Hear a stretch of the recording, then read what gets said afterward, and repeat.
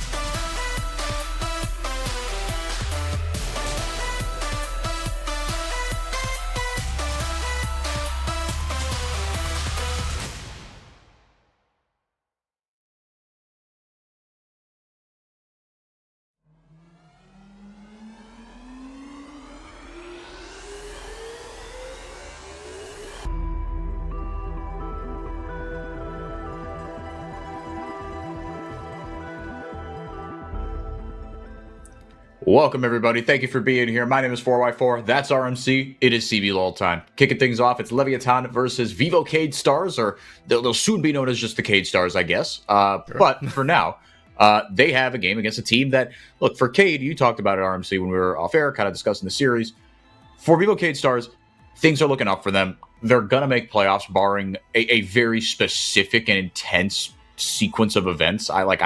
They actually might not even be able to, because they can't drop out, I think. They can't drop out. Yeah. Yep. There are enough bad teams, or at least teams with bad records, will be charitable here this early on a Saturday morning, it's essentially three teams fighting for one spot. And one of those teams, RMC, even though, this would be not a good loss for Cade Stars, at the end of the day, it probably won't matter too much. It'll just affect their playoff seeding. For Leviathan, this is as close to do or die as they're going to get at this point in the season. Yeah, for Leviathan, I think there's like one scenario in which they can maybe make it out in the event of a loss here, and that would be that they would have to beat Furia next week, which would be absolutely wild, and it'd have to be Red just crapping themselves over the place, which they have priors, unfortunately. True. It's possible. Anything's possible. It's just highly improbable. So for Leviathan, it's a must-do situation. And for Leviathan, the big problem is we haven't seen them do it so far. Their one win over Red was Red literally crapping all over themselves. And this time, I don't see Cade Stars doing that. Cade has been almost the model of consistency. Even in their losses, they've not looked bad.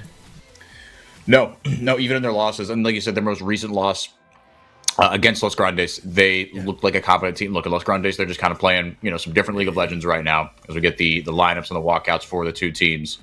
Leviathan, they have some work to do. Let's not sugarcoat it, but it's not like Leviathan. I mean, and it's frustrating for Leviathan because it's not that they should be some world-beating team or some even like middle-of-the-pack team, but you see the flashes occasionally from their players, from guys like Enga, from guys like Strench even, playing some wacky stuff in the bottom lane.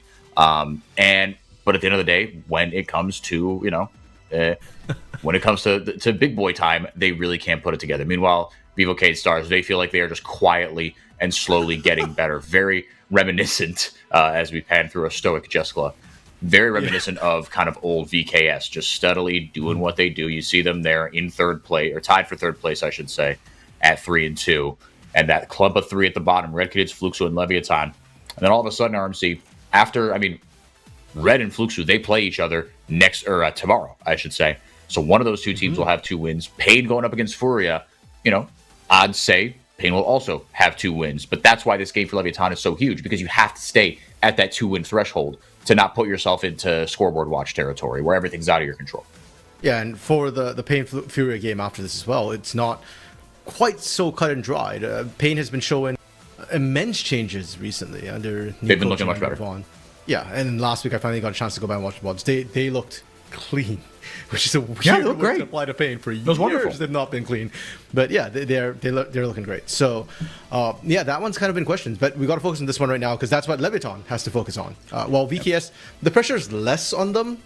I don't think they are going to treat this lightly by any means, and so it's got to be on Leviathan to step up. And you look at Leviathan's individual players. So as a team, they're 8th in the league, unquestionably. Look at their stats in this team, and they're 8th in most metrics. But individually, their players are not bottom 3 in most metrics. So the laning phase is fine. The early game is fine.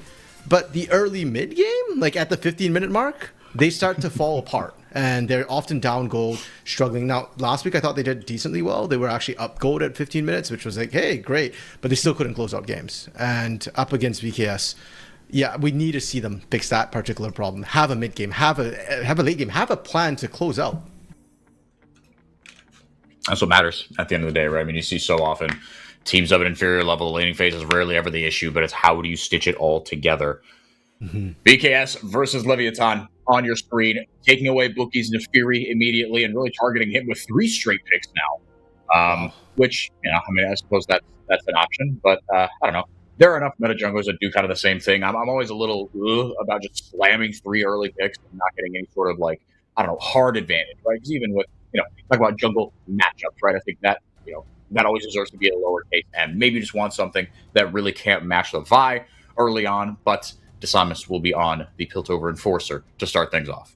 And it's interesting as well when you look at what book he has played, right? This Garner, definitely a bit more of a targeted pick at him, especially if you're thinking of Lee Sin. But he's played Lee Sin, Trundle, Xin Zhao. He has options to come through. So more than targeting Bookie, this almost feels like VKS have a specific plan to try and shut down proactivity from Leviathan. They want to set themselves up for certain compositions. In this case, with the Vi, it's a go comp. VKS want to be on the front foot. They want to be the ones calling the shots. Leviathan, with the Syndra pickup, again, reminder, we are on patch 2616. The magic resistance of marksmen have been buffed. Mages have not been nerfed. So you can still pick mages, flex them to the bot lane. They just won't be as dominant early on. They will still be able to kind of one-shot with the double mages later on in that game. Yeah, so that era of, kind of the big prevalence of it is more or less over. It was trending that way already. It seemed like the game was kind of self-correcting as everyone was like, I'm actually not as good at these as I thought. The risk is not worth the reward. And a lot of ADC players have defaulted down. I think it's essentially just Ziggs, probably that way. Because Ziggs was a thing before. Ash Seraphine for Jessica Scamber. Here we go. So now, not only is this novel, we haven't seen Ashe before, but this specific lane, obviously incredibly powerful historically, but we haven't seen this combo in what feels like, was it 6 months? I think so. I don't think we've seen it in spring, or I think in 2025. Yeah, I think it's like 2025, and maybe at the very beginnings of the cup. But yeah, it's still a solid combination. It's still really, really good at engage, disengage. And we were talking about this comp wanting to go in. Well, forget go in. It's just all the go buttons for VKS. It's their choice when they want to go and how they want to go in. It's no longer reliant on Disamis to force, a cease and desist, throw his body in there. No. You've got Jessica to kick things off. You've got Scamber to follow up. I'm liking that a lot already. Now, into the Xin Zhao, though, that we did see picked up for Leviathan in their first rotation. Little trick here. Yeah, the Crescent Guard's going to do a lot of work to stop that sort of engage from coming through, stop the ability for them to really follow up and punish. Now, with the Nautilus as well, very non-committal composition from Leviathan so far. We don't know for sure what they want to do. They've got a little bit of pick power. It's not terrible for team fighting. It really comes down to if they drop the marksman. And if they don't, then where do they want to go with that? And also what top laner they want to roll with. Because they have counter pick, I feel like Leviathan might just want to, at this point, go for a very strong split-pushing top laner and find some sort of disengage to stop VKS from forcing 5v4s while their top laner split-pushing. Yeah, I like the term you used, very non-committal as well, but also, just very, play backwards defensive composition, right? The scatter the weak. Yes, it's got a little bit of pick, right? And isolation potential, yes, but also you've got the idea, the ability, like you said, RMC, to play backwards, to stop that nasty engage. But the problem is, is it enough? And is that how you really want to be playing this out, right? Because, okay, like if Cade have their druthers about them, they're not going to launch everything all at once, right? Because you've got 3 already ultimates that are just nasty. For any one of these 3 ultimates can win you a game in isolation. So staggering those out, and Cade, again, with their steady improvement, I trust them to responsibly use their ultimates in this press R composition as the Ahri and the Akali bands come through. Gonna take that away from Miru in game 1 immediately. I kind of like the idea there, try and force VKS towards a more death ball composition, like team fight front to back. They don't want to give Miru options to look for that flank position when, as you said, with the Syndra, Xin Zhao, you're great at kind of blocking that front door, not so good at guarding against people sneaking in from windows. So that's why they're banning out these sort of assassin champions. But Zekis has champions he can still whip out to find that flank angle. Mid lane still has things like Silas as well, if you want to look for that. Galio can kind of brute force things in. So it is a marksman coming through from Leviathan, but notably Varus, one that can be flexed into the top lane. Devist has played it once already this split, so they're trying to keep their flex options open as much as possible. Yep, that could go to Devist. Again, a guy who we've seen flashes from. This is this entire VKS composition. We've seen flashes, bits and bobs here and there. Looking for a win here, a much needed win, do or die for them. Lock. Okay, you've barred the windows. Lock still might get in here. Yeah, he's almost like a thief. He's got so much mobility. Most likely a mid lane lock, because mid lane Ashe is a thing long gone and dead. Miru has tried it once this split, but unfortunately it's actually one of his few losses this split, and he'll be looking to redeem himself into a Syndra as well. That could get spicy. And we were talking about flank angles. There's your Ambessa for Zekis. Yeah. That's one of the picks I was thinking about for trying to find some sort of backline angle onto this Varus, onto the Syndra, and now you got to split your attentions. We talked about the multiple engage options now. Yeah, with different angles, more and more ways. Leviathan, Varus wasn't necessarily the way to disengage. Now, trying to pick their last pick, what are they thinking of here? Galio being locked in. I'm assuming that's going to be in the mid lane. It's not a terrible pick into Locke, who does a lot of magic damage. But at the same time, I do feel like Locke wants to auto attack. So it's not... Yeah, you can cheat that physical damage a little bit. Yeah. It's not the worst matchup for Locke or Galio. It's kind of like an interesting one where I don't know. I'm kind of just looking at this Leviathan composition though, and I'm not sold on it right now. It doesn't give me enough of anything as a win con to make me really like it. You've got a little bit of everything. You can front to back, you've got Galio Xinjiao to act as a great front line to disrupt the engages coming through. But when I look over to the VKS side of things, I'm like, well, they look like they've got a ton of damage. They look like they pick one person and that person's going to die. And you don't have enough of a tank on the side of Leviathan for me to say, okay, I'm comfortable with you guys like picking this guy surviving it and soaking the engage. Even Xinjiao with the Crescent Guard, there's a lot of VKS champions who can play inside the Crescent Guard and melt Xinjiao. Yeah, and are very happy to play inside the Crescent Guard. No, I think you're dead on. I think you hit the nail right on the head. I'm like, what does this composition exactly want to do? Because it feels like, to your point, it can do a bunch of stuff. What will it excel at? It feels like RMC Leviathan are really going to have to lean on what, to be fair, has been the one thing that has been going well for them is the laning phase. But that's the thing, RMC. I mean, you when you're reading out the stats, right? Oh, they're not bottom 3 in a lot. It's not a glowing endorsement, right? It's like, okay, you're not poo, right? Your record says you're poo, but you're not. Pat on the head, right? And that's kind of it, right? But again, I think the one, you draft yourselves a neutralizer into Miru, a guy who has been kind of on a heater these last few weeks, right? Yes, the one loss was on a lock, but I mean, you could put that down to any number of things, right? Just comfortably on the champion. If he's been scrimming it more, right? The champion isn't what he was on release, but still should be a menace. And in the hands of someone like Miru, I trusted I almost implicitly that this dude is going to have some sort of impact against, again, with the greatest of respect, the players of Leviathan. But the bottom line, RMC, I'm yapping a lot. They're really going to have to lean into their laning. I mean, if this game starts out poorly, it could be over really, really fast. And the scary part is you're up against VKS, who has picked sort of very strong individual champions. Ash Seraphine was very dominant last year because they're absolute lane bullies who are kind of hard to punish, especially once they're level 6. The amount of CC they can put down makes them quite hard to gank. And also they get to... Their ganks are very potent. And look at the Vi Ash Seraphine combo. There's so much CC to come through. So then where are you looking at? Because bot side's probably neutralized for the side of Leviathan. You picked Galio. That's not a champion who's going to carry you the game by any means. That's kind of backup utility. So you're looking at top side and looking at Devis. Now, Devis as a player, I think is one that you can trust to be a carry. This split has not been the best split for him, but he had a very, very good Varus game the last time he played it. It was actually crucial to the Leviathan win. But you've got to play around it. And I need to see Bookie and Enga play that supportive role really well. Like, go up there, help out, make it do work. We get to see the taunt from Enga come down already against most mages. Great. You land that, auto attack, you win the trade. Against a lock, the trade went a lot more even than it normally would. Yeah. But I think, and you pointed this out now, I'm ashamed of myself that I was so late to point it out. The global ability of Enga's ultimate, right? Leviathan are going to have to play a kind of at least a 9 out of 10 game and hope that Cade are on the back foot a little bit, right? Because like you said, when Cade are at their best, it is kind of go. And with this composition as well, especially, right? If they are on the front foot, if they can catch Lev unawares, if they can catch this Leviathan composition not fully set up and kind of like, Jarvis, select the targets I need to be worried about, right? If Leviathan can't do that early on, then, one good Ash Shara, one good Charm, one good any of these ultimates, essentially, and you're just kind of hosed.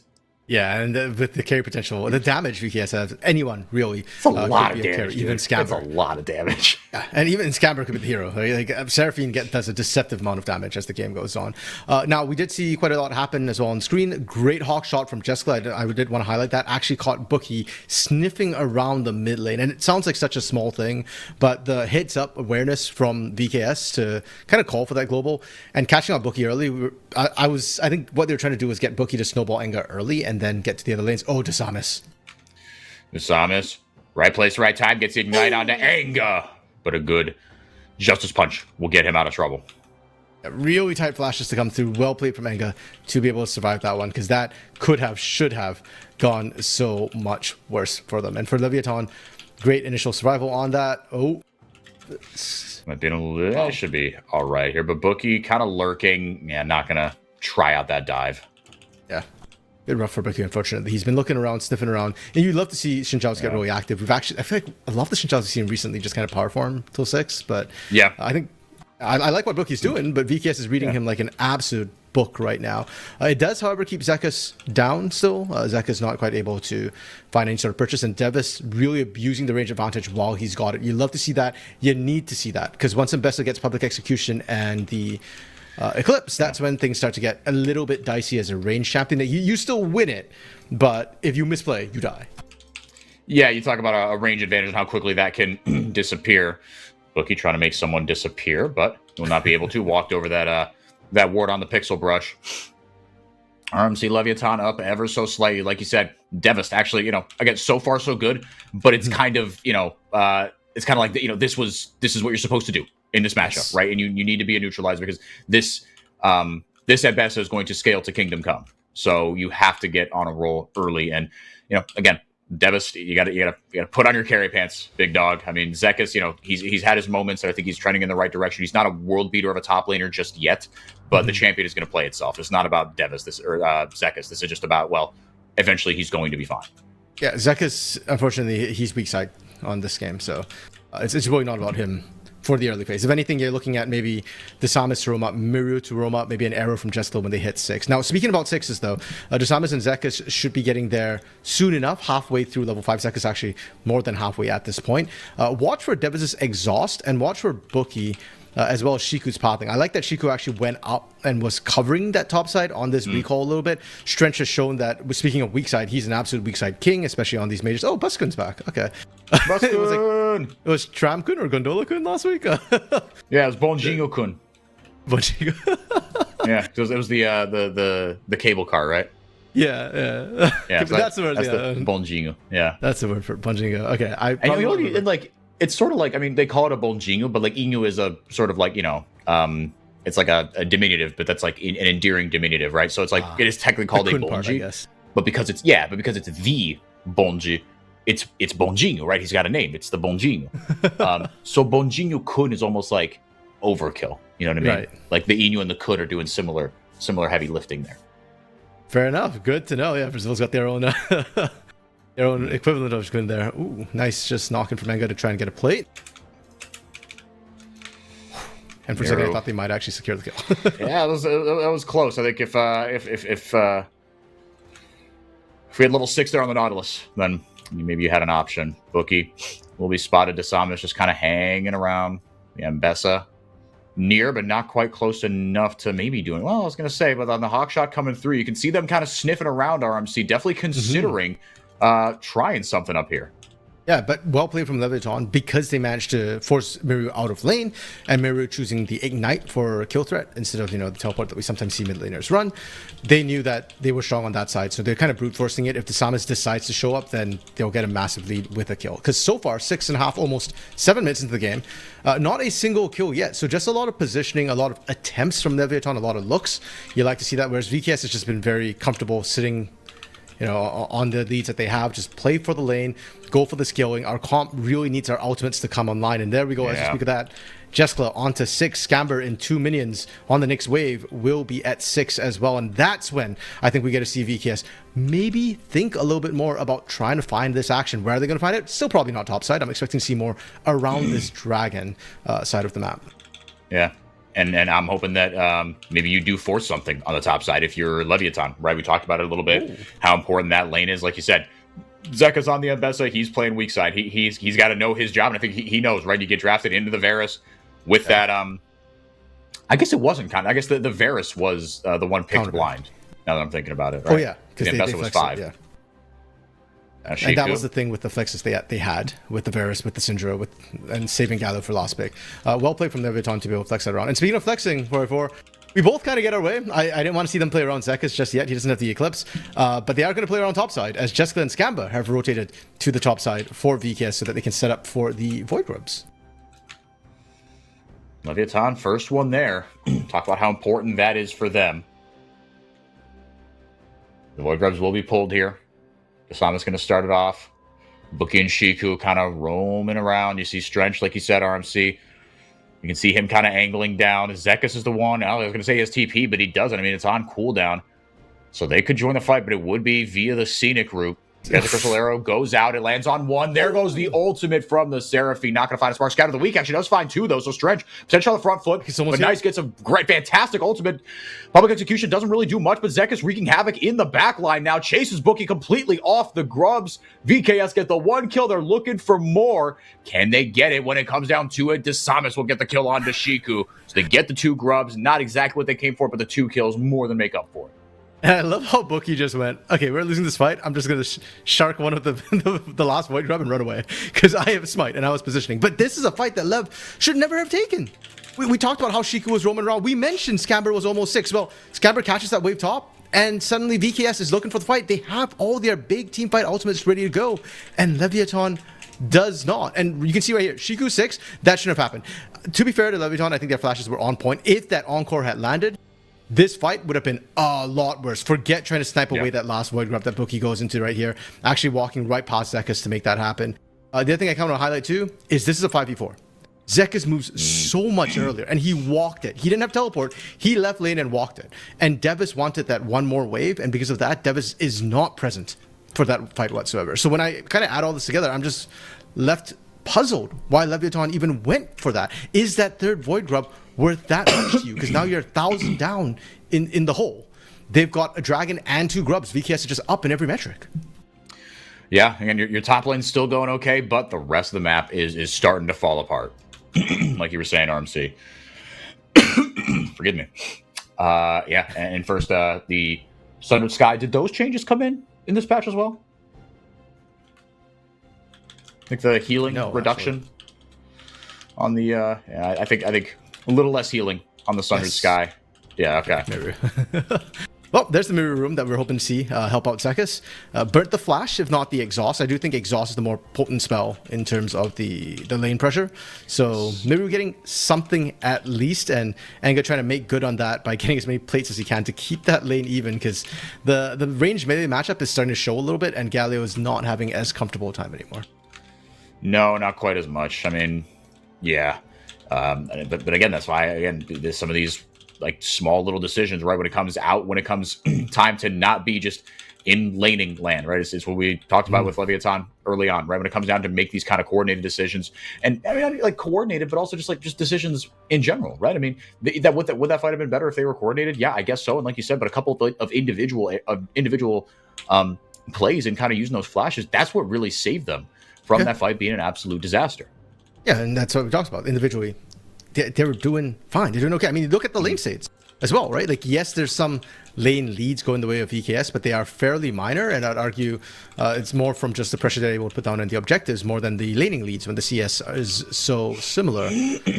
Both junglers actually looking to see what they can find. Bookie pressure topside to try and get Devis one more plate. That topside turret is very low on a hope and prayer right now. Desamus, meanwhile, tried to invade and look for what he can, but there was nothing there. A lot of good wards as well, going to be able to spot him rotating. I think he cleared one of them out. But I'd love to see Desamus go topside right now. Like, you know, Devis is going to be pushing insanely hard. Yeah, he's going to be angling for it. Yeah, no, 100%.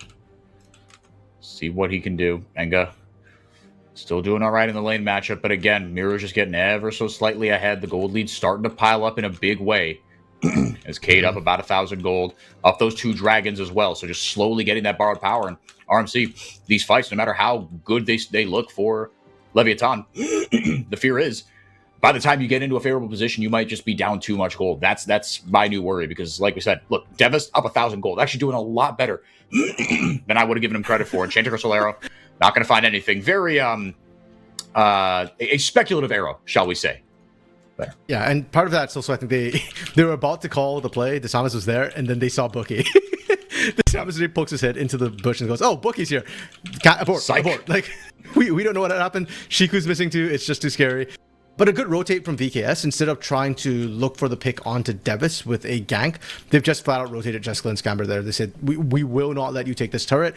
We want this pressure. And while Devis has a level lead as a marksman, a 3-level lead over Jessica, his build with the experimental hexblade, good for the ultimate, not so good in the 2v2. It's great into melee champions because they can't reach you and you get to abuse the chains of corruption, but in the 2v2 with all that engaged, it's not safe, and Devis will just be forced to kind of rotate out. So VKS continue to extend the laning phase, which, to be honest, does surprise me a little bit. They're not getting that many advantages, at least individually, from it. Like, yes, they're rotating really well for map pressure and macro, so maybe that's why they want to keep this sort of tete-a-tete going and try and maybe get one more either Herald or Dragon before they lose that turret. Or just prolong the phase of the game where things tend to go well for you. Sort of like staying in a toxic relationship when you know you shouldn't, right? It's comfortable. You're just in denial at this point. It's like, nothing is progressing here, but I know this. I like this. Things tend to go well here. On the other side lies only pain, even as inevitable as it might be.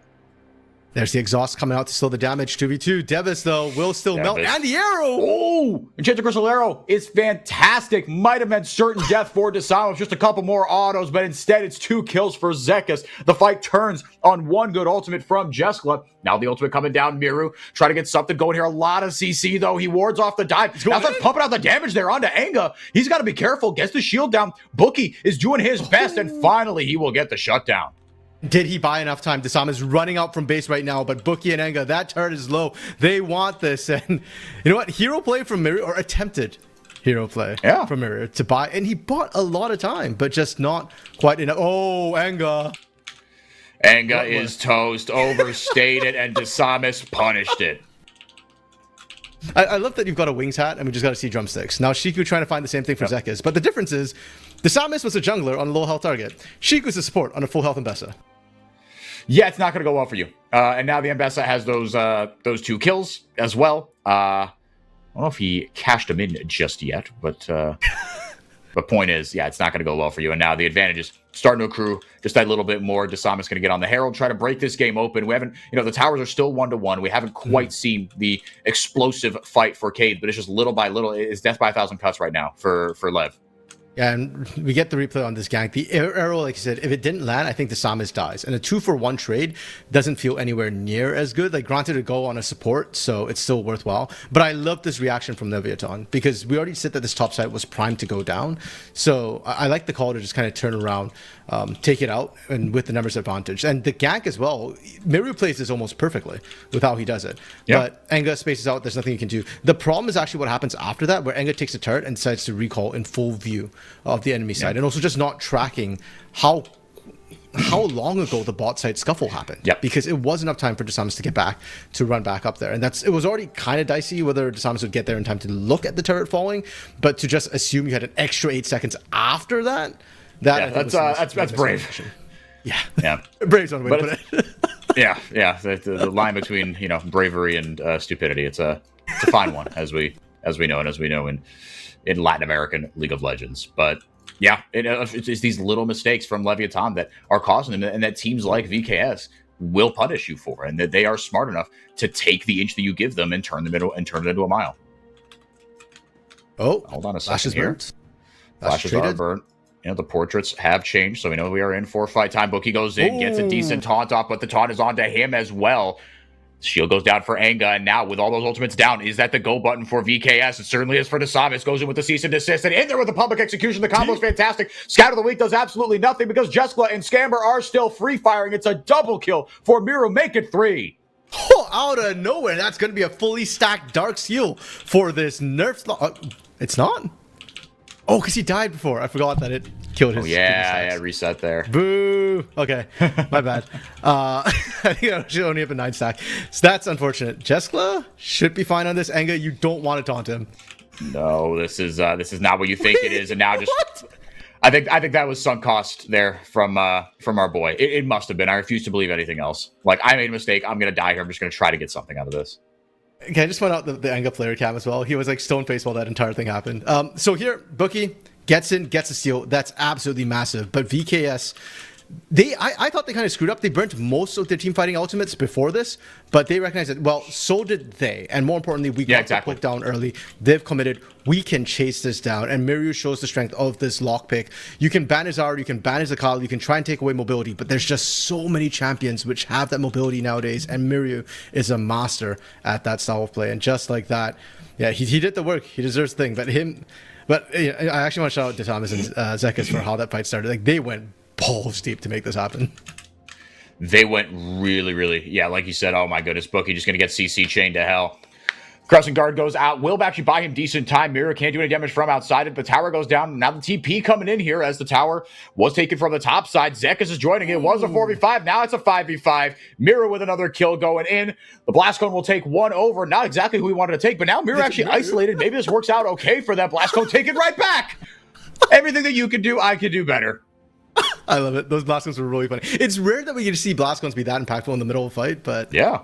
Well played from both teams, really making use of that. Is it even a Chemtech map? It is a Chemtech map, isn't it? No, it's an Infernal map. So interesting. Yeah, I remember the good old days of Chemtech when they first changed it to the fruits and people taking the blast cones like into a lane or under a turret by accident in the middle of a fight because they didn't realize how far the blast radius was going to kick them. Picture in picture, we also did see the top lane turret for Leviathan go down 2 minions. So VKS with that have taken all the outer turrets down. Map has opened up for them as well. And with the lead, they grew out of nowhere for laning phase, 1,500 gold lead. The moment they started pushing that gold button, they quadrupled it. We're looking at 6,000 gold lead after taking those turrets down. And for Leviathan, normally an open map is good when you've got globals on your side. But right now, it's kind of feeling really bad because Zekas is just such a big threat. We got to see how it starts off as well. I think it's just VKS recognizing very well that turret was almost down. We can just pull the go button, and Leviathan not quite respecting that, thinking, okay, we're a little bit tanky. Yes, you're tanky. Yes, you didn't die right away, but now you find yourself overextended, and Devis just caught, trying to rotate in from a side, looking for a flank position. Nobody expects the marksman flanks, but for good reason. There's a reason, exactly. Yeah. No, that was unfortunately just, Devis, if he was playing just any other top laner, one that could buy just even the tiniest bit of time, then maybe you've got a shot there. But that was not a good TP from Devis. Let's just call it what it is. But RMC, even kind of going back to the previous fight around River, it goes back to something we said about this VKS composition. And you were talking about how Cade, they blew a couple of their ultimates early, right? But so did Lev. And I think that was kind of the bigger deciding factor. But also, you've still got two huge ultimates, right? Jessica and Scamber couldn't find theirs. Great. Guess what? We have Vi and Ambessa. And we are just going to do more or less the same thing, right? They've just so many bites at the apple to start fights. Yeah, and unfortunately for Leviathan as well, I think the retreat that they had in that fight was not the ideal way to handle somebody diving into you. I think they got stunned a little bit and didn't focus fire on a single target. So both Desamis and Zekas actually got out alive. Desamis was low, but didn't die. And also, Desamis is not the bigger threat. The moment his cease and desist landed, he got the bulk of his damage off, and it was actually Zekas who's the bigger threat. But because they chased Desamis a little bit too far, that was what allowed Myriad to kind of get back into it. And for Lev, there's just too many choices, too many decisions, too many risks that they have to manage. And that's why I was a bit worried about their composition. You've got a little bit of everything, but not enough of anything. And we saw that in that situation where VKS just doubled, tripled down, and Lev went, oh, we ran out of options. Like we've got one or two ways to deal with this style of play, but not when they're doing it over and over and over again. We ran out of tools. Jessica Solero, Bookie sidesteps maybe the wrong way, but it didn't end up mattering. Double B drop, not going to find him either. Could be Baron time pretty soon here for Cade. They've certainly got the gold lead to do it. Instead, going to shore things up ever so slightly. Leviathan did grab the one dragon. Again, it's one kill, one dragon, one tower, one grub for Leviathan. And speaking of a bunch of thing and not much of one thing, that's kind of how it's gone for them on the macro side as well. This time it's going to walk away with this dragon, no questions asked. And you could see Lev was in the Baron area. They know Miru's bot side with no teleport, but they're too far behind, so they can't even say, okay, well, somebody's opposition, let's just bum rush the Baron and see if we can grab that. They don't have the damage. No. Even with Varus, who notoriously is one of the better sort of Baron takers.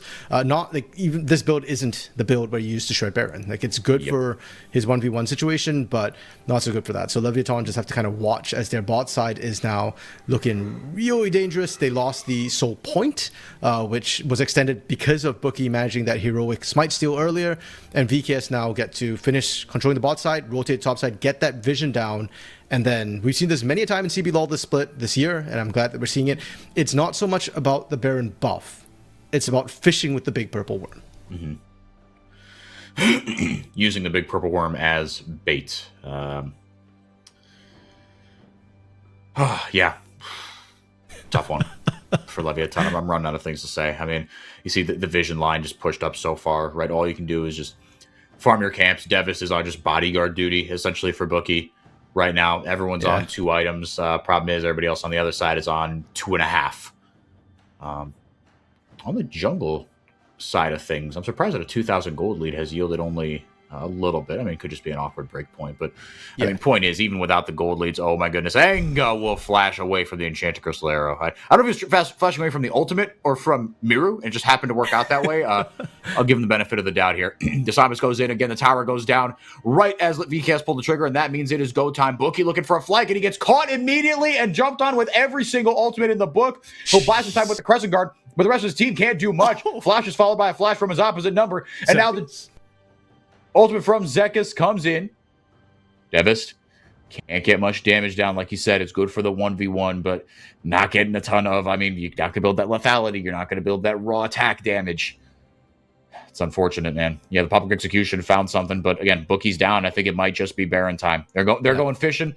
Leviathan showing up with only with one member less, if they're even going to show up. Yeah, I mean, Enga has to teleport so he can rejoin the team from cross map, but the bigger problem is they can't even approach the Baron right now. That all of it, we're seeing full vision. What Leviathan is seeing is one ward. Yep, there we go. Thank you, observers. One ward around that red buff side, and that's literally all they have. So they can't even walk into there because they know they lose one person and Baron, and that'll be VKS cracking their base wide open. For VKS, so they're putting on a clinic right now, and it's small mistakes that are costing Leviathan. It's just that VKS is blowing these small mistakes completely out of proportion. Leviathan, I think, are constantly disrespecting the fact that if your turret's going to go down, you can't be anywhere near it. That's what gets Enga caught out, but he has to burn flash. He could have escaped, but the flank from Bookie, like Leviathan, and this has been what's, I think, plaguing them this particular split, is that lack of coordination. That's why the laning phase was fine. They were keeping dead even in the laning phase, but the moment the cross-map plays start to happen, it feels like Lev is a little bit on the back foot. Every time a little bit adds up to a lot over as we go into the game. Just amplifies, it snowballs, and now BKS looking to try and find a 10k gold lead on these pushes, looking to break a base turret open. And for Leviathan, I think you need a bait. You want VKS to go in hard on this inhibitor turret, but you've got to turn and you've got to get them to fight under that turret. And with the range that Cade have and the ability to get in to a vulnerable target, nuke them, and get right back out, that gets a little bit trickier. And Jeskla with the Hex Optics, with the IE, I mean, this is a Chad Ash build right now. This is a ton of damage coming through. That 3-atom spike that he has hit, Devis going to immediately get out of dodge with that.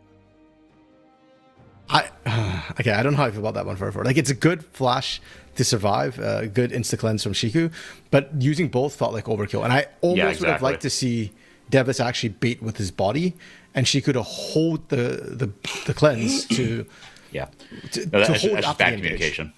Yeah, like they're just not trusting each other anymore. And again, like I said, I think for Lev, the big thing is to try and bait them in. VKS, I think, handled the siege really well in the 4-1. You can see that mid lane turret's almost down just from Miru being in there, actually putting a Medjai's on this base because he's feeling so strong right now. And with the Lich Bane, that's terrifying in terms of how quickly he's going to be able to take structures down. But yeah, for Leviathan, you needed to bait, and VKS was not taking the bait prior to that. So when Devis gets hit right there, he's fully under turret. Let VKS go for it. You didn't have to burn the flash till after VKS commits, and if you're that deep in, ideally you bait the Samus all the way behind that turret. That would have been the ideal situation. But now your flash is down, the cleanse is down, the Mikhails for Shiku is unavailable. You can't fight anymore, and VKS know it, and they're just going to look for the Infernal Soul as if they needed any more damage. Just dotting the I's and crossing the T's. Cade not going to try anything crazy.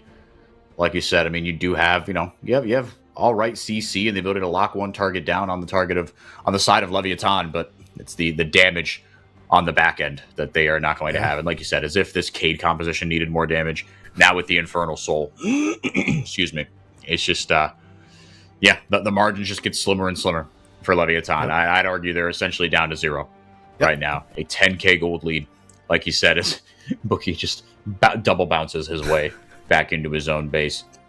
2 Nexus or 2 Inhibitor turrets down. Should be 2 Inhibs down as well. Yeah, now the siege starting to fall apart. You commented on an RMC. Leviathan, they held up all right the first time in the face of the Baron buff, but just the attrition is starting to come through. Yeah, it's just wearing them out right now. And you're saying dotting their I's, crossing their T's. Well, they dotted the I for Infernal. They just need to cross their T for victory right now. And with only one lane left with any sort of inhibitor or safety, it's, if you look at Desamis positioning so aggressively, he's threatening. He just Vault Breakered in like it was nothing, daring Leviathan to do anything. And Leviathan went, no, we're chicken. We're not taking this. Rightfully so, because if they engage on that, they know all of VKS is just waiting right over that wall. All of the CC's ready to go. And coming out from Fog of War, trying to dodge the Encore is really hard because the front of it is so wide that you'd be burning flashes. And if you burn flashes to dodge that, you can bet your bottom dollar that Ash Arrow is coming out almost immediately after. Mm-hmm. Absolutely. And what a game by Scamber as well. 0-10. Mwah. Chef's kiss. That is gorgeous stuff from the boy. This lane kind of went... I guess, it didn't dominate in the lane or anything, but in the team fights as well, you saw just how valuable it was. Again, it's just more things to think about, more things to dodge, more things that force Leviathan into a non-consensual game of Dance Dance Revolution. You have got to have fancy, quick feet if you want to survive into this sort of engage.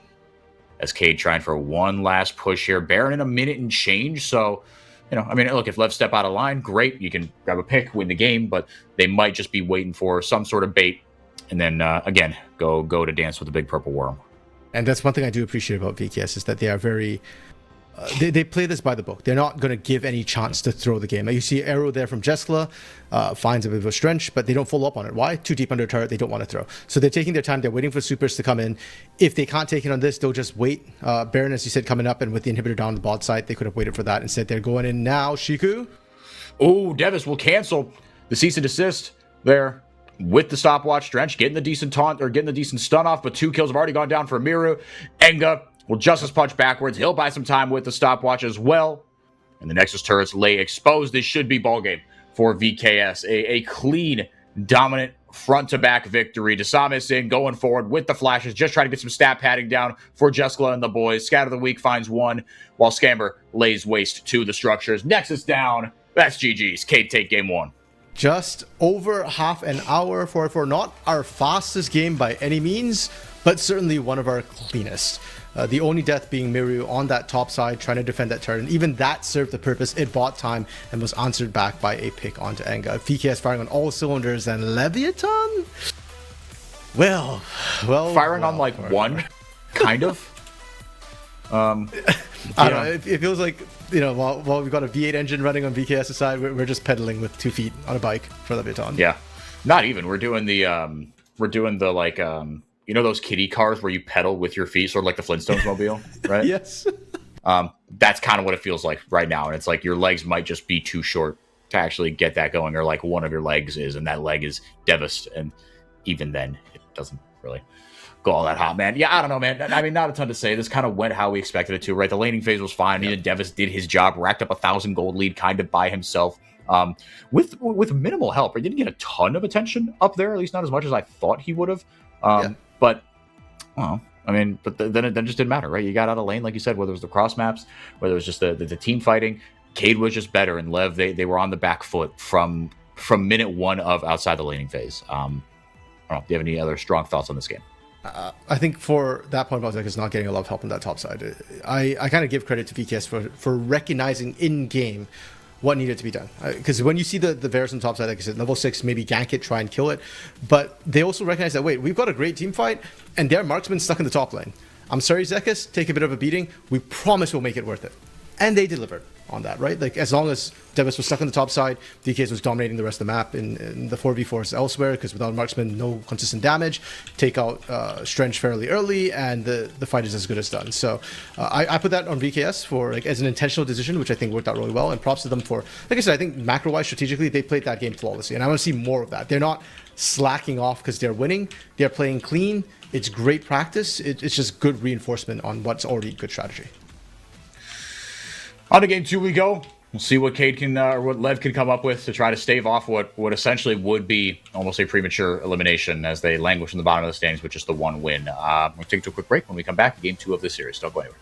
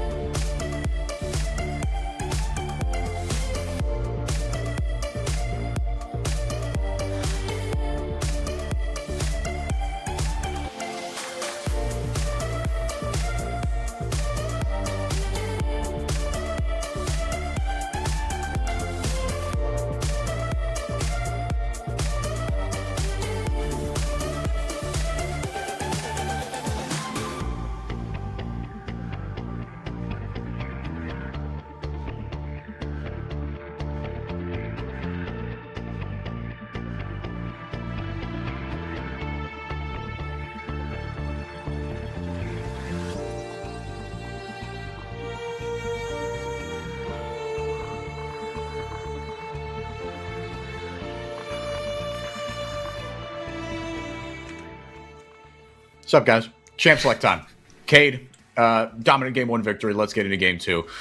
See if this one goes any better for those south of the equator. Well, actually, I guess everyone's south of the equator. Yeah, but it's simple. For Leviathan, I guess is what I meant to say. Yeah, just not good. The bans are looking a little bit different here, but the first pick, I guess, the side selection and the pick order are both still the same, right?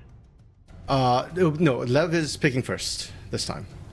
Compared to the last game where VKS picked first. And I think that's why we're seeing such a big difference in the pick in the ban priorities, right? We saw VKS when they first picked, they slammed the jungle picks and immediately first picked the buy. Whereas now that they're doing counter pick, they probably don't care as much about the jungle. They're saying, okay, Lev, pick what you want, and then we'll figure out what we want. We don't want to restrict the pool too much, or else we might shaft the Samus by accident. But right away, Neferi being picked up by Bookie. While it feels like a champion Bookie should play, he actually hasn't played it this split.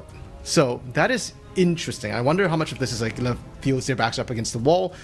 Screw coordination. Give everybody a carry. Yeah. And I mean, I don't know, man. It's like it's a bit of two minds, right? On the one hand, like if you just kind of try to unga bunga it. Look, we already lost game 1. Let's just try to, win this the hard way, I guess. I don't know, win this off vibes. Like the other way wasn't working. But yeah, Mirror locks in the Rise and Samus on the Lee Sin. 4-4. Lizard just reminded me.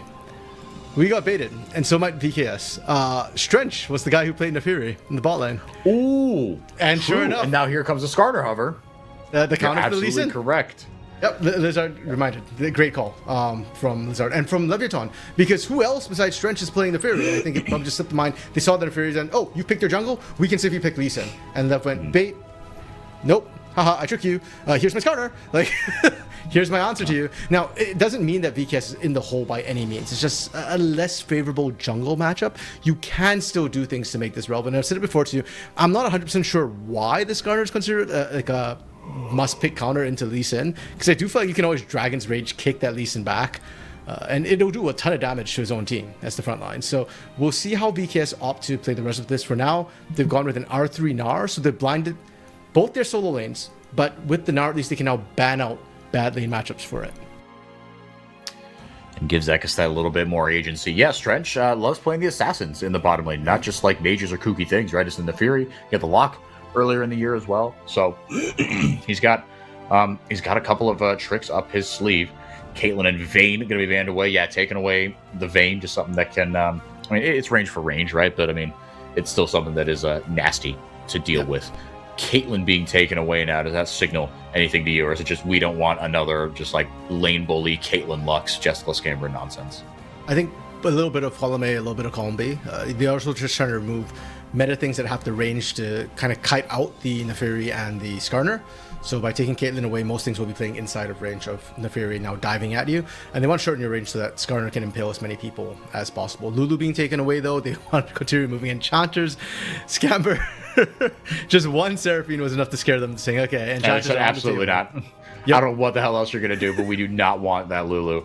And to be fair, right, with a composition like the Skarner with the Neferi diving in, depending on what else they pick, the Lulu with a Polymorph and with a Wild Growth could get immense value out of that as well, just negating kind of the big parts of the damage of what they want to do. Instead, it will be something in the bottom lane, but it will be very short range. In fact, so it will not be the Caitlyn, quite the opposite. It will be the Corki for Jessica.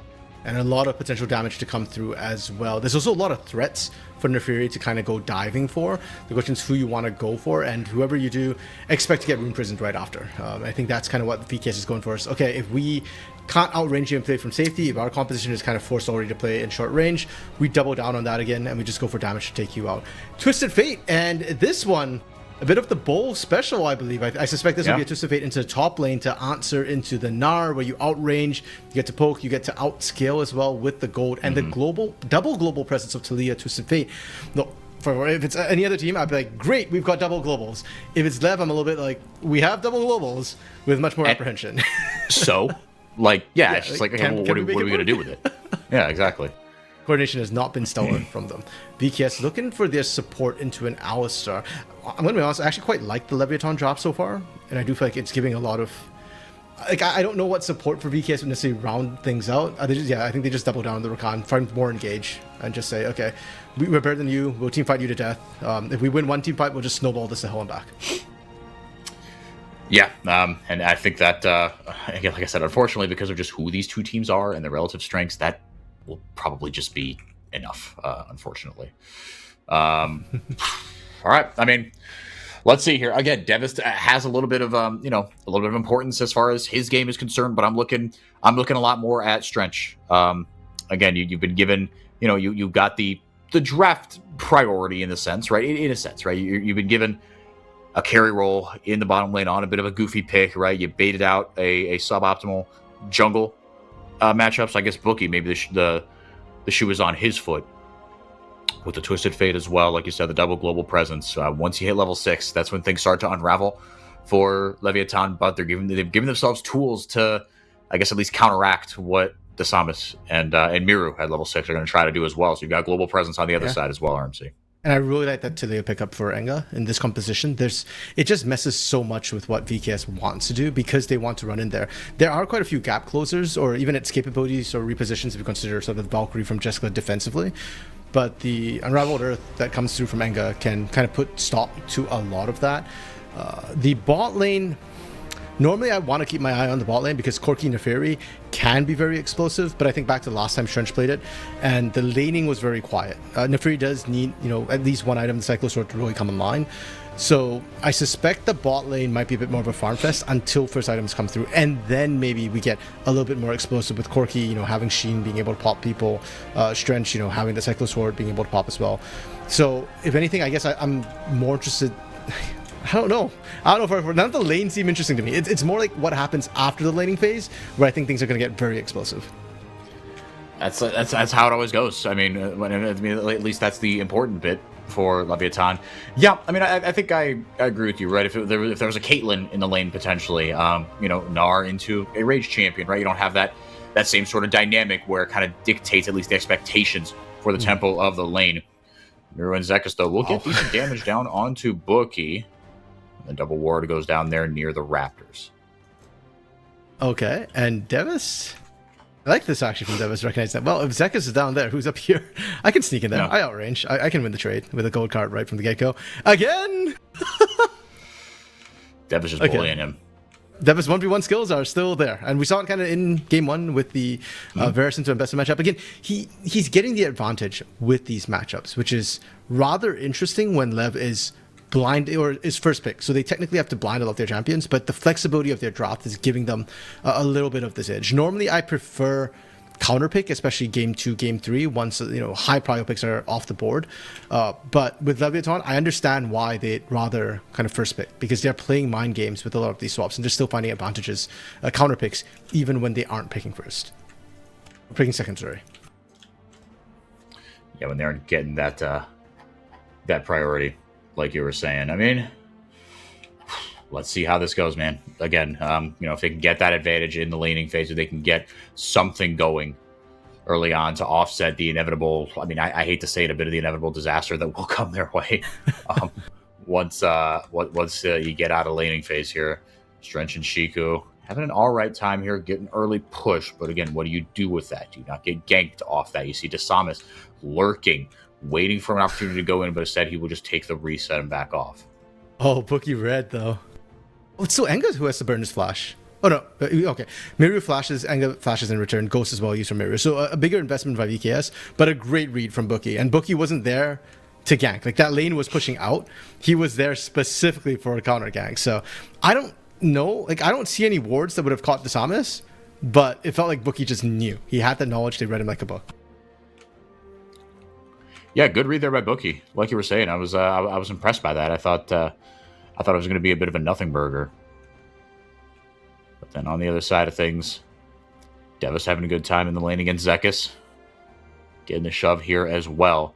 And Bookie's the one, I mean, who, you talk about gank capability pre-level 6. I mean, Desamis has that as well, to be fair, right? Good gap closers on both sides. But both junglers knowing that the level 6 is huge for both these teams as well, or at least for both these junglers as well. I think a little bit more so for Bookie, it should be said, but either way, you got to be efficient with your time and with your pathing. But so far, so good for Leviathan. If anything, I kind of expect Samus to, like, in my head, I still feel Lee Sin's like the early game ganker, where you do so much damage anyways. Though, like you said, Skarner's CC setup is great.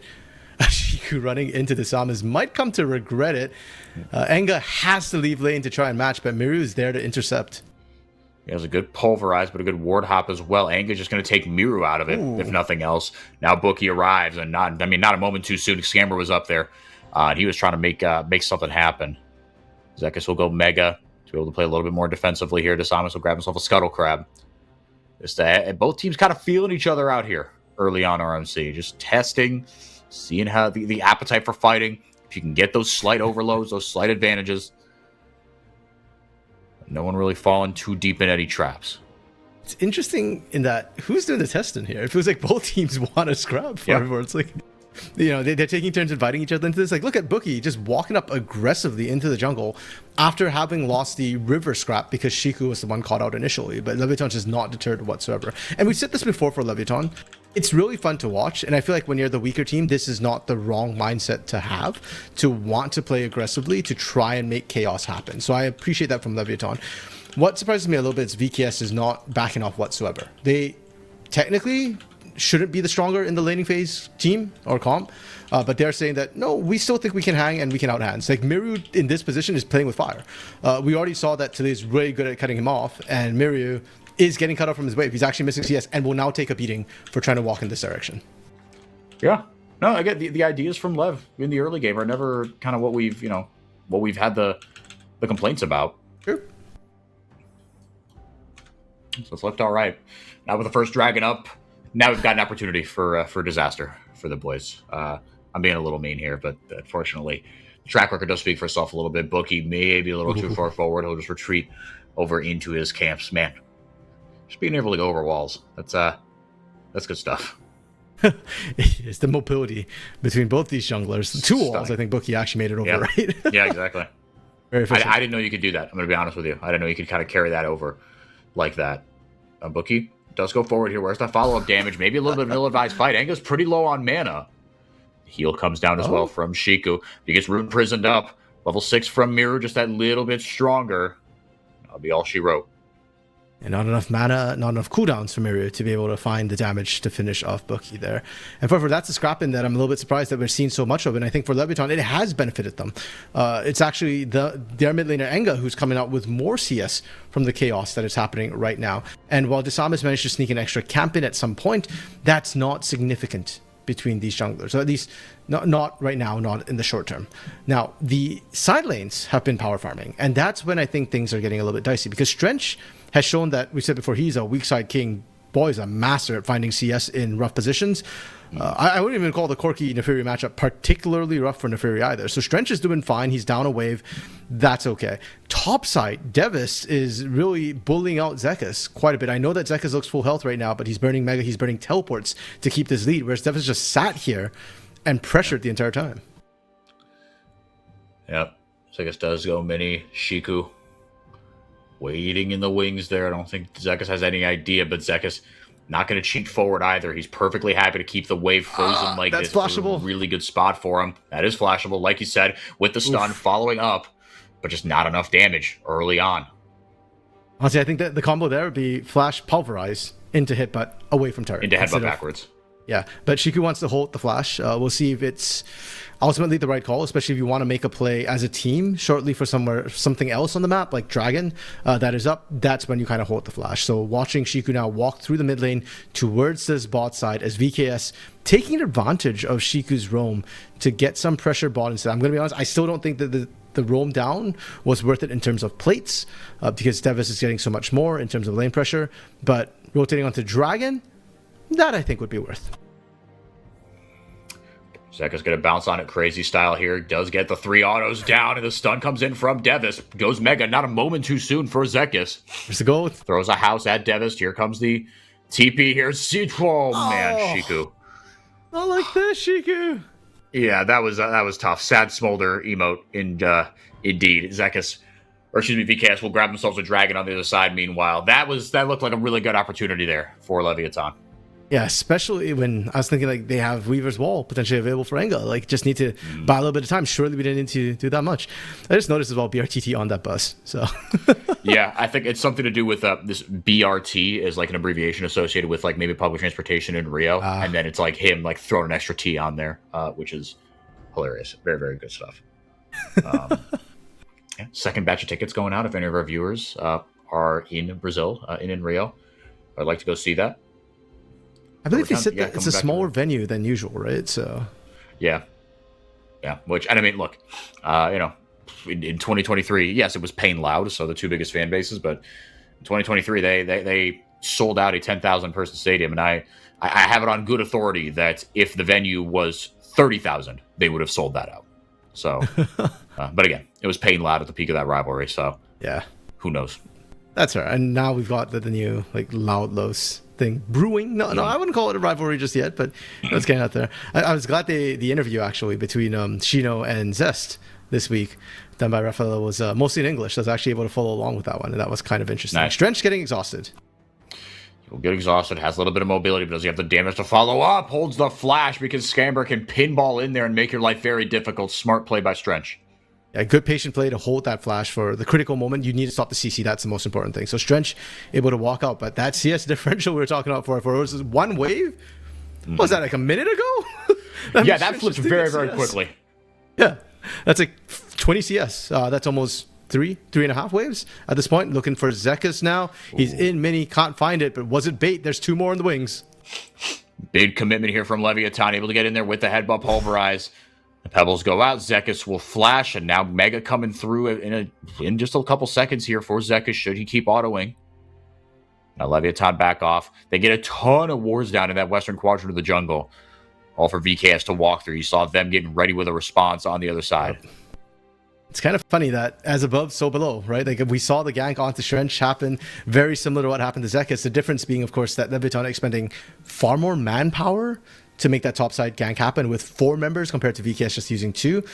But VKS weren't able to capitalize on it, unfortunately. They were actually on a reset at that moment, so they're not going to get vision down. They're not going to get position. There was no objectives for them to take. They're not going to be able to push up on the lane either. So Leviathan, despite committing more for arguably the same or less results, they're going to be fine. Like they didn't lose tempo or anything. The game is still dead even 11 minutes. And once again, a low kill game for all the action we're getting for in both these games early. No kills, just a lot of attempts. Ooh, looking like that might change here. Shiko's not level 6, but with the headbutt able to force out a flash out of Desamis. So a lot of flashes down on the side of VKS. To be fair to Leviathan, it's not like they're making nothing happen, but the big advantage just isn't quite there. Yeah, I'm a little bit scared for Leviathan when I see that they're not really finding any purchase when the lanes were kind of favorable to them early. And we're seeing, of course, the big goal differential on the top side that we expected. Enga got caught. Or did great he? Unraveled Earth. Yeah, very good Unraveled Earth. Throwing down the grounding to prevent Desamis from following up there. He's on the Eclipse. And the Protoplasm on the other side for Bookie have been finished. So both junglers on that first item spike. Now Zekus in some trouble. The CC chain comes through. Bookie gets the Impale off, and Devis just auto-attacks him to death. Not a great play for the first blood to go. You would have loved that to go to Devis, but first blood nonetheless for Lev. To be fair, I think Bookie didn't expect to kill with that. Like that looked like a decent chunk of health on Zekus. But Nar is deceptively squishy. He gets more health, but the resistances are still kind of paper thin, especially this early in the game. So finally, first blood on the board for 4x4. Only took us 12 minutes to get there, and it is Leviathan finding themselves a bit of a lead. It took a while for them to get here, but a very necessary one. Let's see if they can continue to grow this lead or snowball, because that gank on Zekus, very repeatable. And getting Bookie a little bit hit, maybe that helps out with the next objective. Dragon's up in 20 seconds, and right now, Leviathan are setting up for it. You have to walk over that Scuttle Crab. It's not completely free. And the vision is set up very well there by the team on the blue side. That is VKS, contrary to what your health bars might be telling you. Hold up a second here. Mirror is just toast. Nice. Now that's fantastic. That is a ideal pick to grab there as Miru I mean, the ability to lock down, the ability to hoover up members and send them into an advantageous position here.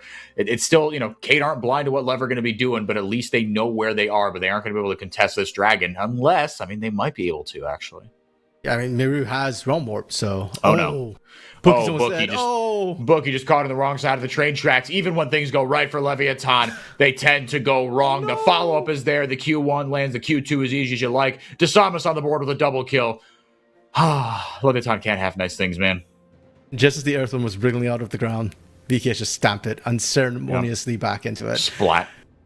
Yeah, Desamas picking up the 2 kills. Now, Bookie getting the kills, not ideal because he's a tank. Desamas getting the kills, arguably not ideal, but much better because he does a lot of damage. And this gank looks so clean, right? There's no impale here for Bookie. He already used the top side. Doesn't matter. He's tanky enough to take a couple of turret shots and make that happen. And they thought with the numbers advantage, maybe now we go for the dragon. But I think the big problem here is that Bookie is tanking it up without this team backing him up. And that dragon, I didn't even notice the Dragon's Rage from Desamas to actually kick him back into the pit, isolate him from the team. That made all the difference. Because suddenly Strench and Shiku can't back him up. And Strench, you see how much work he can do with Cycle Sword completed. But when Bookie's isolated at half health, just absolutely melted. So really well played from VKS, really well played from Desamas knowing how to play that one out. And what should have been a Leviathan advantage with early 2 kills, with the Dragon, second Drake in their pocket, suddenly flips the script and is VKS equalizing things, getting the Dragons themselves, and now firmly on the front foot with Desamas actively looking to get that lead into his lanes. Yeah, now Desamas can get the snowball rolling in earnest here. The gold lead is still even. And again, it's via Devis. The draft has played out kind of how they would like. Yeah. Let's see what Desamas can do. Again, I think that the shoe is on his foot here. Leviathan, get the TP there. I should say the Destiny there from Devis trying to walk up and get the gold card down. That will be enough CC to lock up another kill on Miru and another kill for Bookie. A little bit sad that Desamas didn't try to Dragon's Rage kick somebody back to buy space for Miru to get out. I wish we could have done that and ward hop to safety, but didn't want to take the risk. And Leviathan, thankfully, are retaining control of the game at this point. They're going to be able to get turret as well as doing the Herald. Now, the Herald's a little bit risky. I feel like this is where they've thrown games before, where they don't leverage the numbers advantage to fully commit to something, and they get a bit greedy trying to get multiple things at the same time. But this time they play it better. VKS don't want to take the risks. Zekas was mega, had teleport, but wanted to get that first brick first. Prioritize that. I don't know if that's the right call, because I think Leviathan still walk away with more gold and Herald in pocket for more map pressure for the next couple of minutes. The tower goes down. Like you said, the first break did go over to Cade. But I think this speaks to how Cade liked to play. And also, to be fair, I think they're, maybe disrespectfully, but like they know the opponent they're facing. They're like, let's not put ourselves in a hole here. We'll take these sort of, on the margins losses in favor of, just giving ourselves a shot because we know we're better than these guys. That's what I'm reading. Fair enough, yeah. Like we said in game 1, they're playing it clean. They're not giving risks of flipping the game on a particular play. Now, that works when you're ahead. But right now, Leviathan, well, I was going to say, they're in the lead. It's marginal. It's kind of come on, RMC. You're better than that. That's fair. So I guess, yeah, BK still feel like they're in a good position. The scaling is going to be comfortable for them. They're still feeling pretty good about that. I don't know. I feel like Leviathan's late game is not bad either, and I'm kind of scared of the Strench and the Fury. We've gotten past the weak point of the game for Strench, and we've already seen that he was able to pop Miru on that bot side. I think that continues to be strong. Enga, it's being traded by mid laners, both of them using their semi-globals to get to safety. Enga going to be A-okay with that one. And I believe the Realm Warp is on a shorter cooldown. I actually don't know what the cooldown timers are on them. Let me go look that up.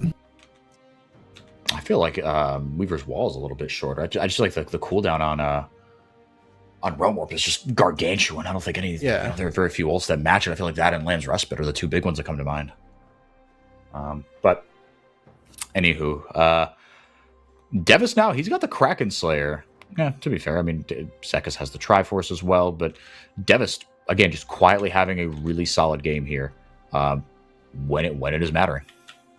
Okay, so they actually have the same cooldown at level 1, and then Realm Warp gets higher on level 2 and level 3. So it's 180 at level 1, 160, 140 for Rise, and then it's 150, 120 for Talia. So, I mean, they are at level 2 ultimates right now. Anga's probably more than okay to kind of trade that out for now and see how it goes. Once again, bullying onto Zekas happening. I think that is the right call from Leviathan.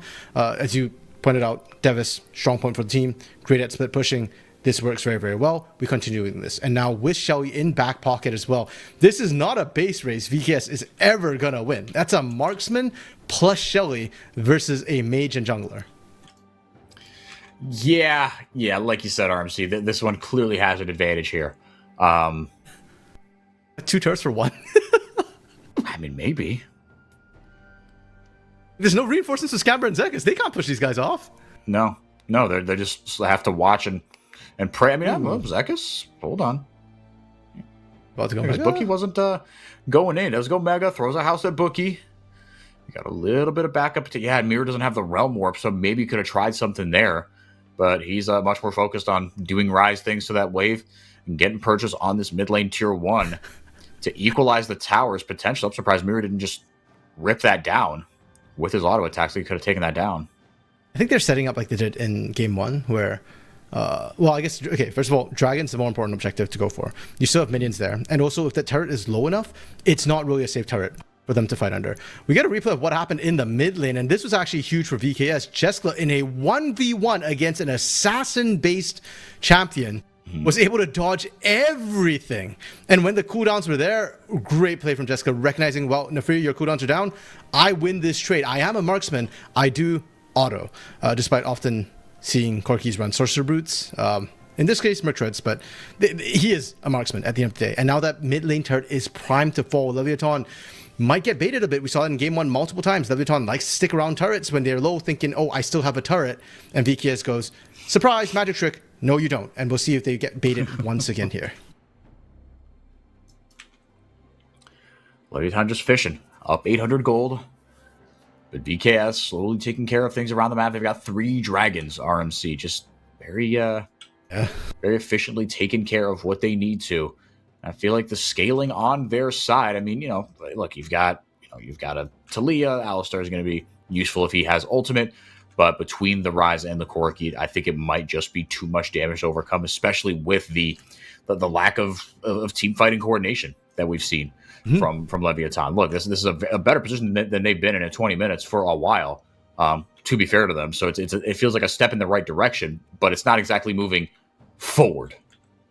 Yeah, and to be fair to Leviathan, they also have Twisted Fate and Neferi for scaling on their side.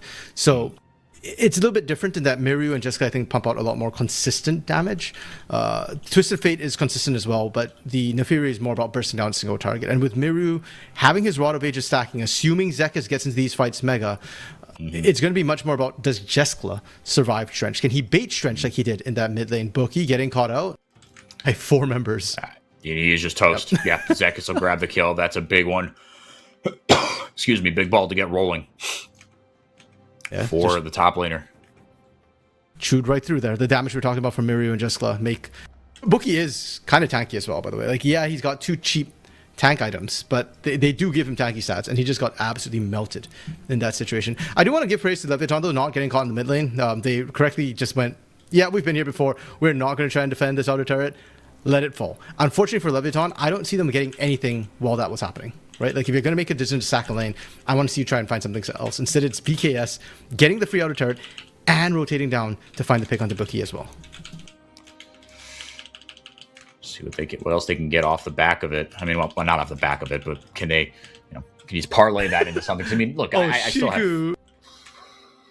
And again, it's just these little mistakes here. Man, just going a little too far forward, mispositioning. He does buy a lot of time with that, but now Bookie goes in, does get the 2-man stun there now, but they can't take down DeSamus on the back end. Bookie actually bought decent time with that. Now Strench coming in, taking a little bit of damage, but DeSamus actually having to back off. So not a bad salvage from Leviathan, but putting themselves in that position in the first place is not ideal. Yeah, and a lot of resources burnt to kind of make that happen. Like, everybody having to run there, Strench actually teleporting in.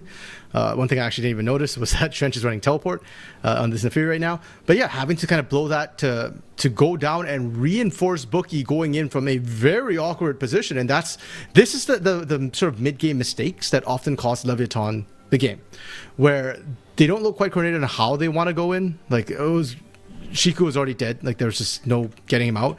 And then Bookie goes in from an isolated angle where now he needs to get built out as well. And while they do keep Bookie alive, like the next time, we don't know that's going to happen. If there's an objective on the map as well, next time that's going to cost you. And what objectives are we looking at? We've got Baron on one side and we've got Mountain Soul on the other. As if, last game we said as if VKS needed more damage. This game it's like, well, VKS having tankiness is going to be a nightmare for Leviathan. Like, could they use more tankiness? Yes, please. Yes, in spades. Because Leviathan, if Strench can't burst somebody down through the Mountain Soul, the shield as well as the resistance increases, then suddenly that sort of double skilling we're talking about for Leviathan is only 1.5 times skilling compared to the Rise, the Corki damage that's going to pump out, and Leviathan have no dragons, no additional buffs to their name.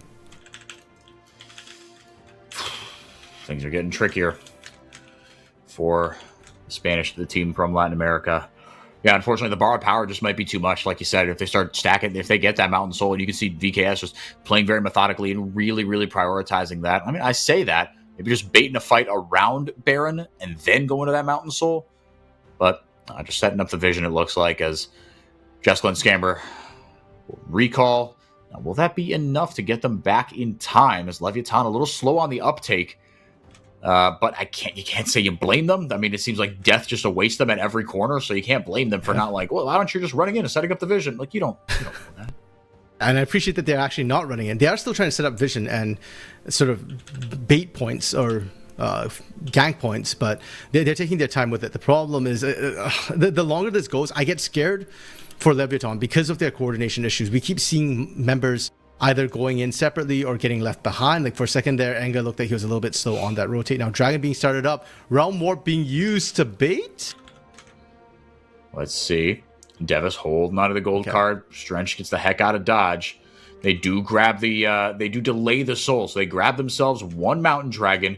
Not bad, but what can Cade get off the back end? They are going to get a lot of map pressure by taking down this inner mid lane turret. That leaves the top lane inner turret exposed as well. And 4-4, this is a long-term play from BKS. And I really like it. The Dragon was not necessary to fight. They actually even threw the Realm Warp in there just to kind of fake out Leviathan and see, do you flinch? If you flinch, we go in. If you don't flinch, that's okay. We still have the inside track into the mid lane. And now that the mid turret's gone, expect to see a 4-1 split push where most likely Zekis with the teleport is going to be pressuring on the bot side. Everybody else going on this top side, getting sort of pressure on that turret. They'll get vision down. If they can get a pick on Leviathan, they fall for Baron. If they can't, then they'll just continue applying pressure, either get the bot inner or top inner. And if top inner goes down, then Baron is much easier for VKS to try and control and set up traps around. Do have the one pink ward right there in the middle of the pit. Leviathan still, you could tell. I mean, it seems like they've kind of learned from their mistakes, but it's not like the aggression has been any more pronounced. Shiku gonna get jumped on there by Desamis, almost twice his level. That is quite the space. Yeah, Desamis quietly just farming up a storm. 221 CS. He's keeping up almost with his laners as a jungler. That's unbelievable. He's locked in, man. He is really, really locked in. It's not even like his lanes are falling behind much either. So, like, sure, Miru's down like 20 CS, but at 26 minutes of the game, 1 CS per minute is not that big a discrepancy to kind of fall behind. So, yeah, Desamis, I think he's just stealing away Bookie's camps, which is what putting Bookie in the hole. And for Leviathan, I think they defended that well. They've got Devis able to push Zekis away, so they didn't lose too much. They're still defending that top lane turret for now. VKS has not been able to start up the siege. And for Leviathan, they've been playing very defensively. For them to play a bit more aggressively, especially now that these turrets have fallen and Bookie doesn't have the easy gank access he did on the outer turrets, I'm looking at Devis and Enga. Enga to set up, but Devis to be there to do the damage. 3 items completed with the Hex Optics, the Kraken Slayer, and the Rapid Fire Cannon as well. If they can find a target, Leviathan has more than enough CC for them to just melt through pretty much anybody at this point. Like, even Zekis he's got a Stagger's Gauge, but he's still squishier than, say, Bookie at this point. Desamis has a GA, he's got a second life, but he's still very vulnerable. Ooh.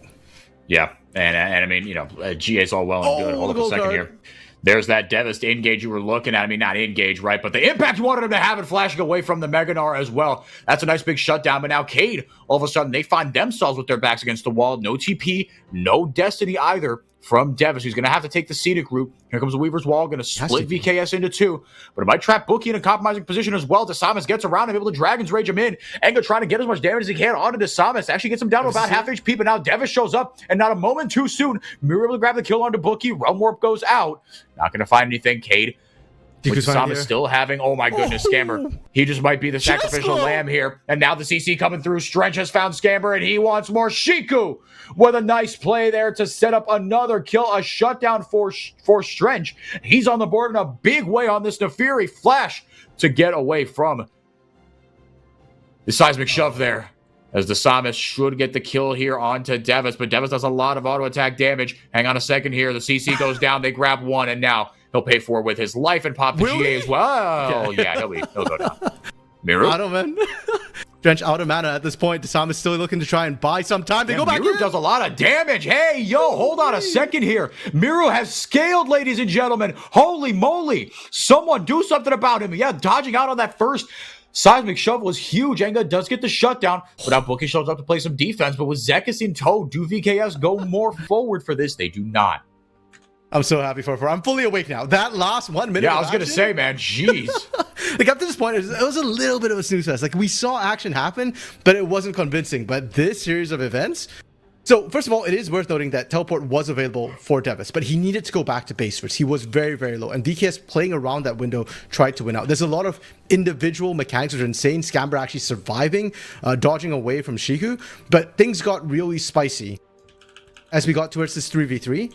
And Jeskla, keep your eyes on this Corki, Valks over the wall to try and get pressure down and threaten. But this time Leviton is coordinated. There's only one threat for them to focus on. They immediately turn. And then right here, this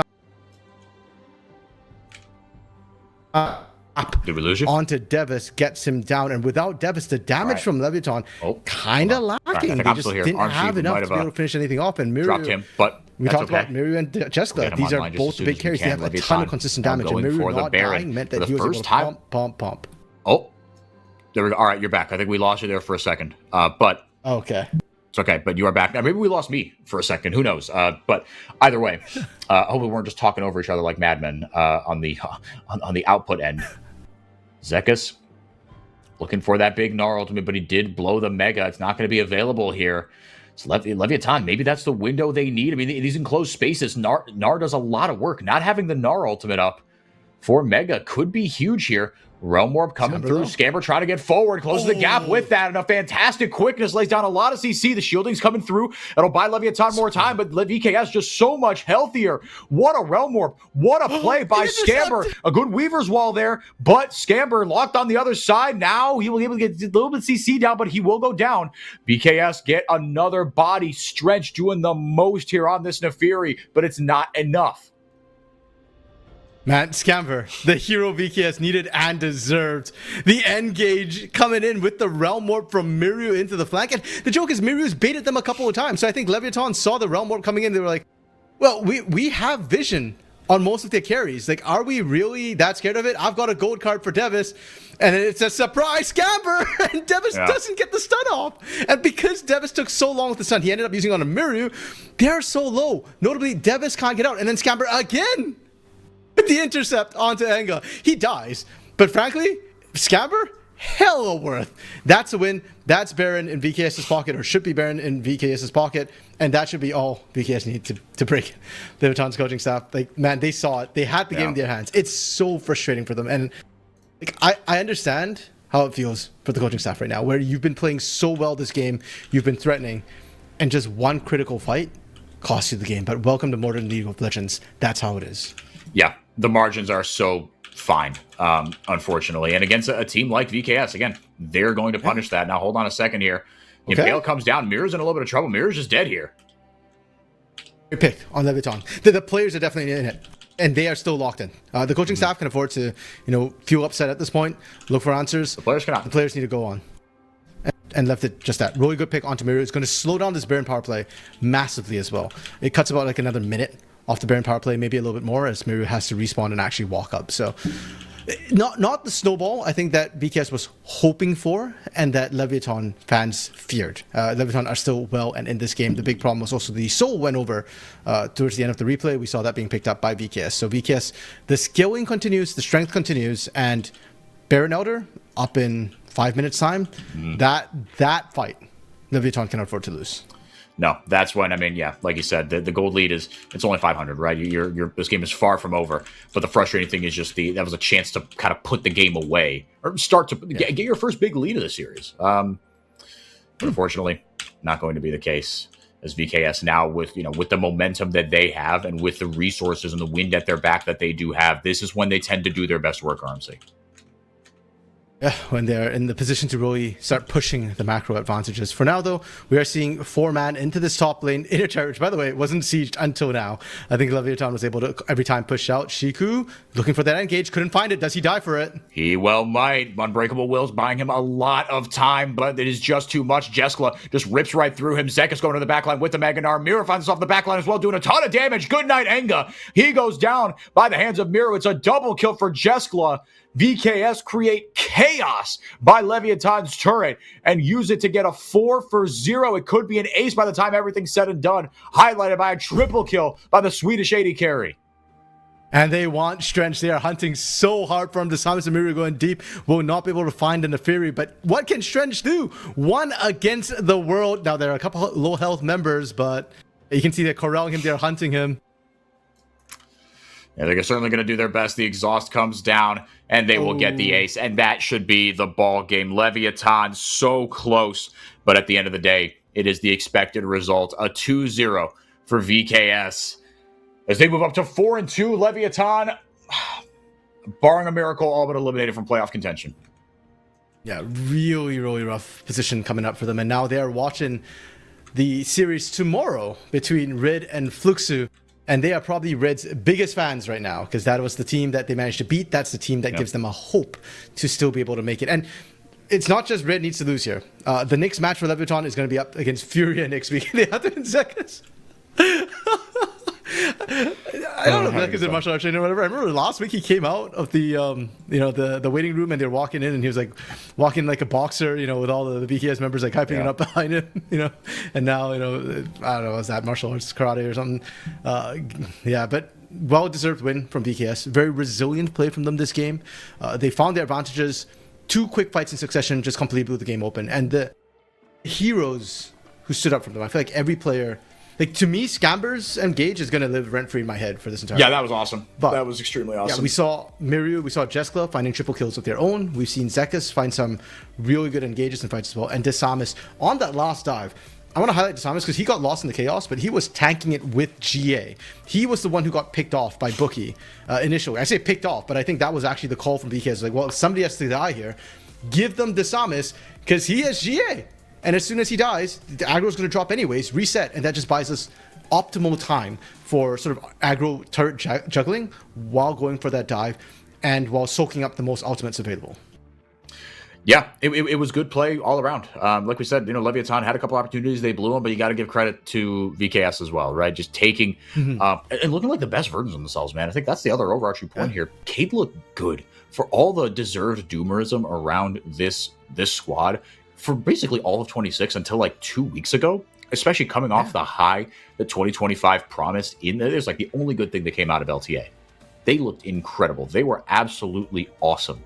And then a lot of changes, top to bottom. It's been a rough year for VKS, but this group of players, and again, Desamis getting benched at one point, getting thrown down to CD for a hot sec, coming back. I don't know if he actually went down to CD, but point is he got benched. But man, Cade just looked awesome. And again, the more teams we get, I mean, Cade, at this point, it wouldn't shock me if they were on one of our top 2 teams, the ones that we sent to Worlds. They're certainly playing like they're good enough to be in that conversation. And I think in most other splits, we would be saying, Cade's definitely a top 2 team.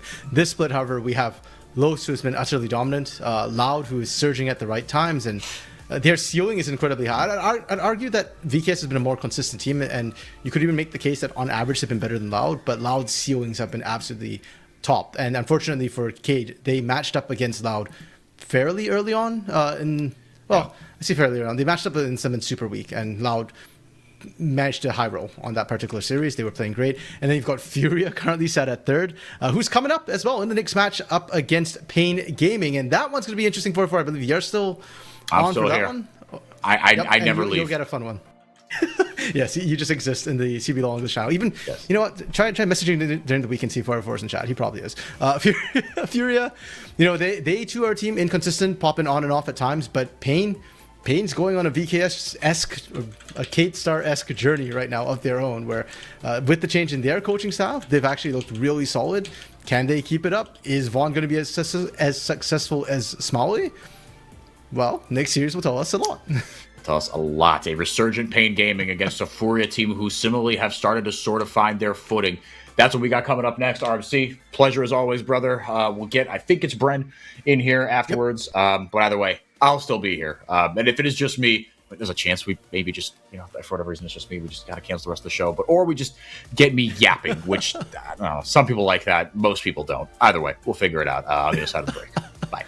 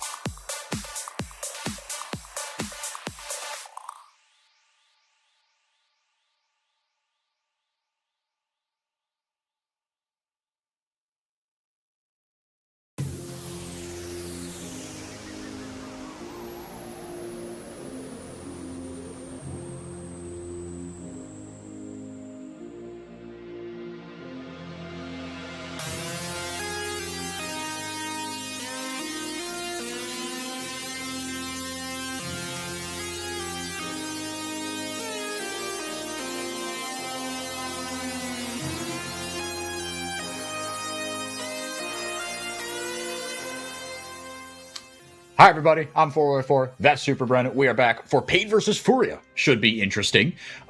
Hopefully, it's better than the last series. Look, no disrespect to Lev. They're just not in the same class as a couple of these teams, namely VKS, unfortunately. They just looked a little bit sharper. But, Bren, you've got an interesting stat for us.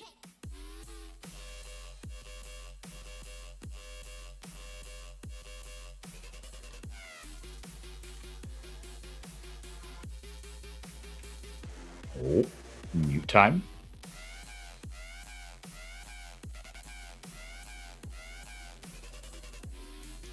Dun dun dun. All right, the Phoenix refresh. How about now? All right. You can hear me now? Awesome.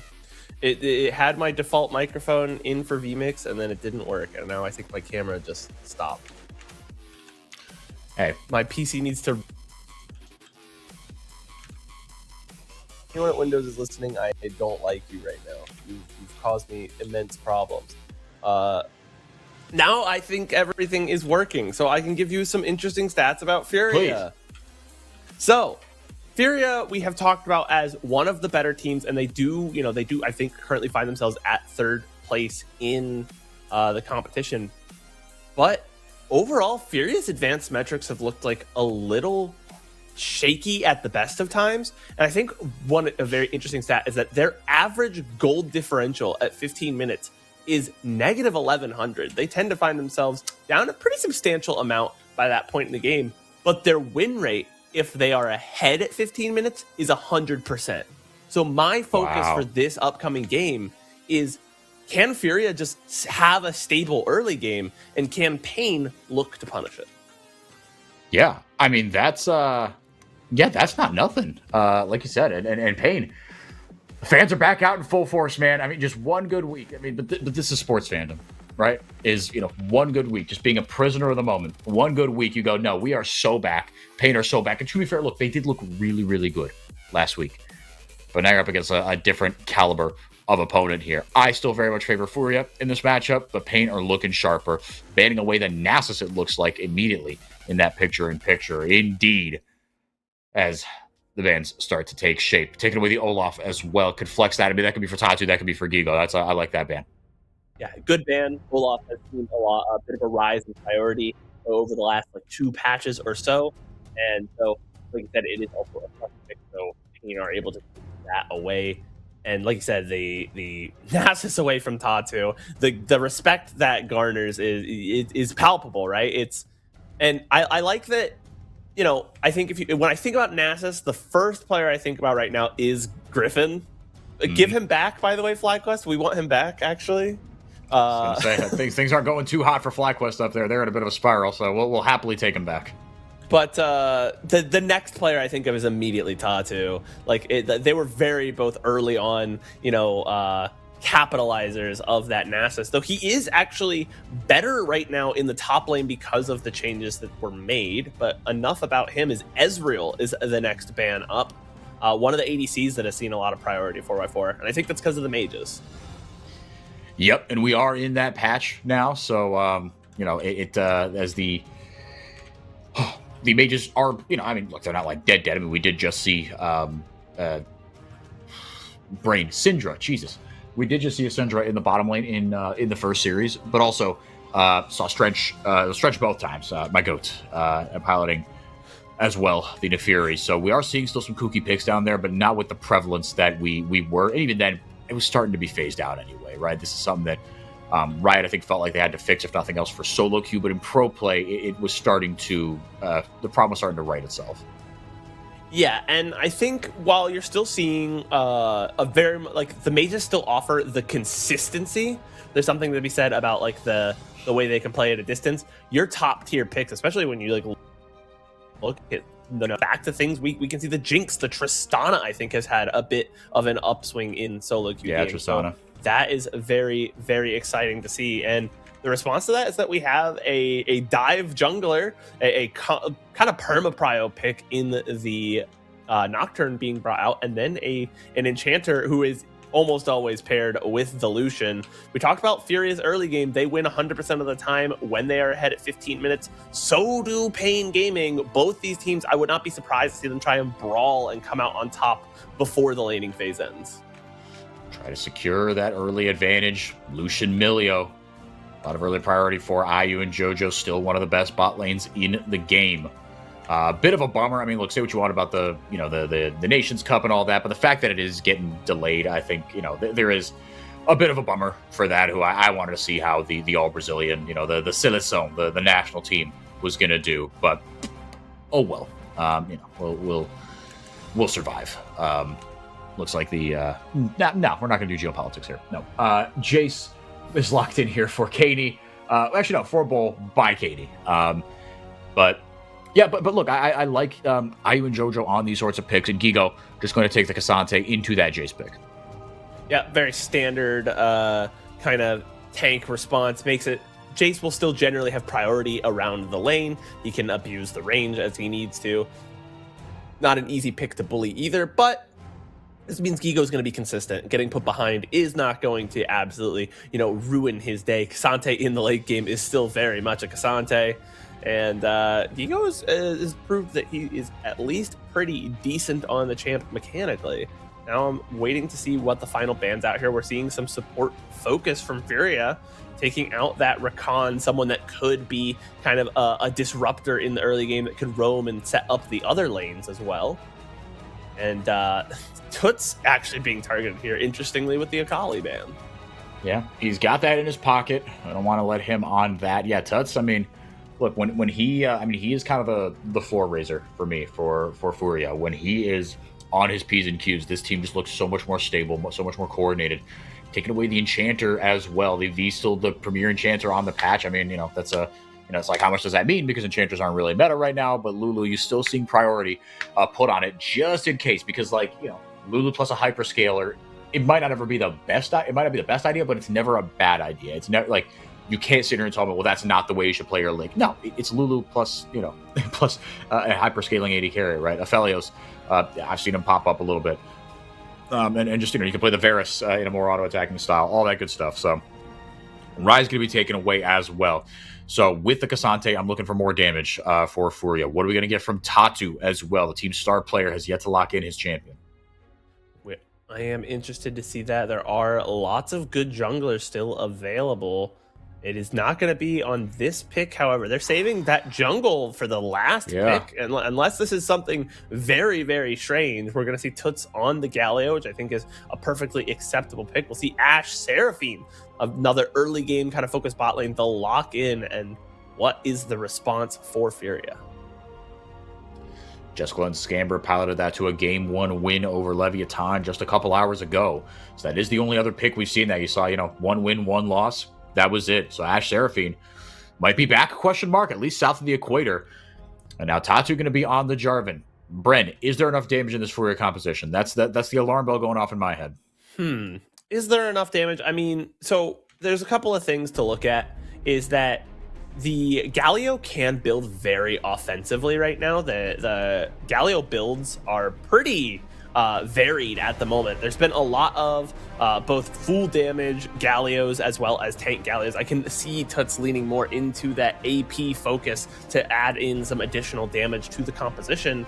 And I think the thing is, for Furia, they can get a lot of damage, but it is very front-loaded. They're going to not be able to sustain that damage over as long of a fight, because I feel like they need to, get their taunts off, get the Winds of War down, maybe have Cataclysm come in, and then throw out the culling on top of that. And that's a huge upfront damage. They can get a pick that way. But on the other side, there's a significantly high amount of burst options on the side of Pain Gaming, but I still think their damage is a little more sustained. Orianna can just continue to throw down auto attacks. The Q and the W in the late game will be on very short cooldowns to provide little extra bits of chip damage, and the Ashe is going to be incredibly consistent. I can see even something like the Runon's Hurricane in this game to spread the slow across the whole team and try to just control the area and make sure that they can get that consistent damage down. Yeah, I'm trying to think back to the Ashe build in Game 1 in that last series, and I think it was Hex Optics Phantom Dancer IE is what Jessica went with, which, hey, look, I'm never going to be mad at Ashe. She's more of a utility AD carry, yes, but you can still just do, disrespectful amounts of damage on that champion. It is still a really, really good champ. Yeah, that's the only issue I have with the Furia draft right now. But look, Tatu, he can get leads out of nowhere, and he can be an absolute menace. He can take over games. And Jace, look, we've got our takes on Jace on this broadcast, but forgive me for the yawn. But Bull has been putting together a really good split, even when things haven't been going amazingly for Pain.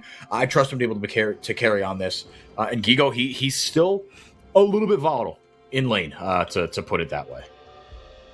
Yeah, not having one of his more... Gigo has always been that guy, right? He's very... last year, we saw this, run where he was, very consistent, and it was strange. He's always been the guy that, at his peak, he is easily the best top laner in the league, And at his trough, he's not that. A traffic cone. I think. Yeah, a bit of a pedestrian.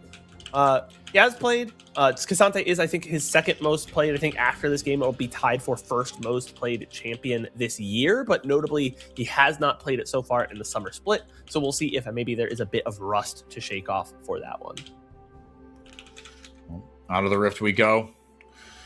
Again, looking for how Tuts builds this as well. It is the Arcane Comet, or no, it's not Arcane Comet, it's Deathfire Touch, actually. So, maybe that's just mandate interaction, right? Because that's a big part of the core of these new Galio builds. So maybe it's just stuff around that. Speaking of guys on Pain Gaming, though, Kaney, he was a big part of that resurgence last week, and what he was able to do and play. Again, they brought in Namiru, right? Called him up from Pain Academy to just kind of light a fire under Kaney. Be like, look, your spot is not safe here, right? If you're not performing up to snuff, there's too much pressure from the fan base. We are too big of an org that have too good of a talent pipeline as Kaney. But let's remember, Tatu, right? The great Brazilian hope came from the Pain Gaming Academy system. Say what you want about Pain, but they develop talent extremely well. They do. Their academy team is always, quite good. There's a reason they maintain their academy team and grandfathered into the CD system. So, bringing people up is a legitimate thing for them, and I think it's good for the talent. Let's see if we can get this first gank. Bull in a bit of trouble. EQ down from Tatu. Bull should go good night here. Wanted to give the kill over to Gigo, and he does. First blood to the Cassante. And that's very good. You can see that, Bull was starting to get the up on farm, but got a little too aggressive, lost track of Jarvan. And Jarvan, one of the junglers, yes, he's very good as an initiator later on, but he is just as potent in the early game as a ganker because of that flag and drag. Tatu now going to go ahead and take the scuttle, sets up Gigo in a good position. Gives him a little bit of gold to work with. You will see he already has that chain vest, so a good start for him. And now things start to get a little bit dicey. I mean, Gigo, right, he tends to either go up big or down big in lane. When he got himself that early gold, Gigo going to come back with a chain vest. If nothing else, the lane is just going to get a lot more annoying for our boy Bull here. Yeah, going to be tough to try and use that range advantage to poke him out, but unafraid to go in, maybe to his detriment, is taking quite a bit of damage, but has the ability to trade it right back. Gigo just as low, but Gigo does have notably the refillable pots. Bull just using, I believe, the regular potions. So that is something to look at moving forward, is that Gigo might have more sustained health over the course of a longer, trade. Yeah, I think that's Kaney. Well, notably, Galio has the Dark Seal. You can see already has both Doran's Ring and a Dark Seal, looking to do some early damage. And you can see, like, the Winds of War, when you land both the missiles and the AoE onto someone, it is quite a lot of damage, even up front. If you can trap them inside of that, oh boy. Sneaky amount of damage. Yeah, I mean, you kind of saw you can build the Galio offensively a little bit, and I was like, I mean, yeah, but I think you raise a good point, right? I mean, like, Galio, he does a sneaky amount of damage, man, and in lane, he's not just a neutralizer, like you said, with the Dark Seal. Like, there is enough. The AP ratios in his kit are enough to where, I mean, it's sort of like playing into the Cassante, right? Even before he goes all out, right? He can do a sneaky amount of damage. Yeah, and you don't expect that it does build up. It's kind of interesting how that works, where like, man, oh no. A good re-gank, though. The tower aggro juggled perfectly there, as they have the all out for Gigo that you had mentioned is now ready and available. Going to use it for the tower dive, and man, they have got a really good start to this top side here. You can see now Gigo is up the farm as well. Talking about that sneaky damage, one of the things Galio has become, his most popular build right now is actually going Rocket Belt into Imperial Mandate, which I have been, it's the mandate, the last time I was on this broadcast, I was just advocating for anyone and everyone to be building Imperial Mandate. I think the item is great right now, but with a Galio and with a relatively not entirely short-range composition, but a composition that wants to like go in and get burst damage, I think Galio will find opportunities to hit a lot of taunts, and everyone he taunts is going to be taking 7% increased damage. So even if Galio himself is not doing the damage, any damage his teammates can do will be amplified as well. Yeah, the setup is really, really good for the rest of that composition. Like you were saying, Galio can do so much. Pain will get something on the other side of the map. But, Brent, I mean, we highlighted Bull as a potential win condition and the good play from him. And I think this is just fantastic early recognition by Furia, saying, actually, we don't really believe in anybody else on this team. Let's put him in the dirt. Yeah, and, you know, they brought in the bus at the right time. They said, we're going to run over Bull to start this match. To start this match out, they have him down 0-2. They've got Gigo up quite a bit, and the longer this goes, the more Gigo is able to build any slight advantage, the harder it's going to be for Bull to get anything back. Like you said, the damage here from the Galio, or not from the Galio, from the Cassante is very sneaky. You can see it. He gets a great trade there. It doesn't really take anything back. He has the ninja tabbies, the plated steel caps. I'm revealing my age. He has the chain vest as well as the Doran's helm, which provides a lot of extra resistances. It's going to be hard for Bull to get any winning trades moving forward. It's so tough, and especially, I mean, and going a little bit deeper into that early power trough by grabbing yourself a Tear of the Goddess as well. So the lane just gets that little bit trickier as well. Yeah, things looking a little dicey here early on, but again, I still do maintain, right, unless Furia run away with this, you know, assuming you kind of, you know, are on your P's and Q's in the team fights, there is enough utility and there is enough damage in this Pain composition, especially as the game gets later and later, and especially if IU and JoJo, you know, kind of don't do their jobs, if you will. Yeah, I think you raise a great point about the execution threshold here, right? There's a lot of, you know, upfront, you know, damage burst potential from Pain. They have lots of like huge combos they could hit, especially, I mean, obviously the knock wave is the most famous of those, but if IU and JoJo aren't on it, then they could, you know, if they lose one of those members early on in a fight, very tough for them to play out the rest of it. So I think that's a great observation. We're getting a kind of a genuine skirmish here. We have 4 members for both teams around these grubs. You think, well, are we going to get anything of it 4x4? Well, let's see here. Certainly posturing for it. IU trying to lay down the damage, trying to be that threatening presence. The lights do get turned off, but nothing else to follow. Gigo shows up with the TP. Pain didn't feel comfortable enough pulling the trigger, and Furia, as a result, will walk away with not 1, not 2, not 3. Yeah, 3. Only 3 grubs.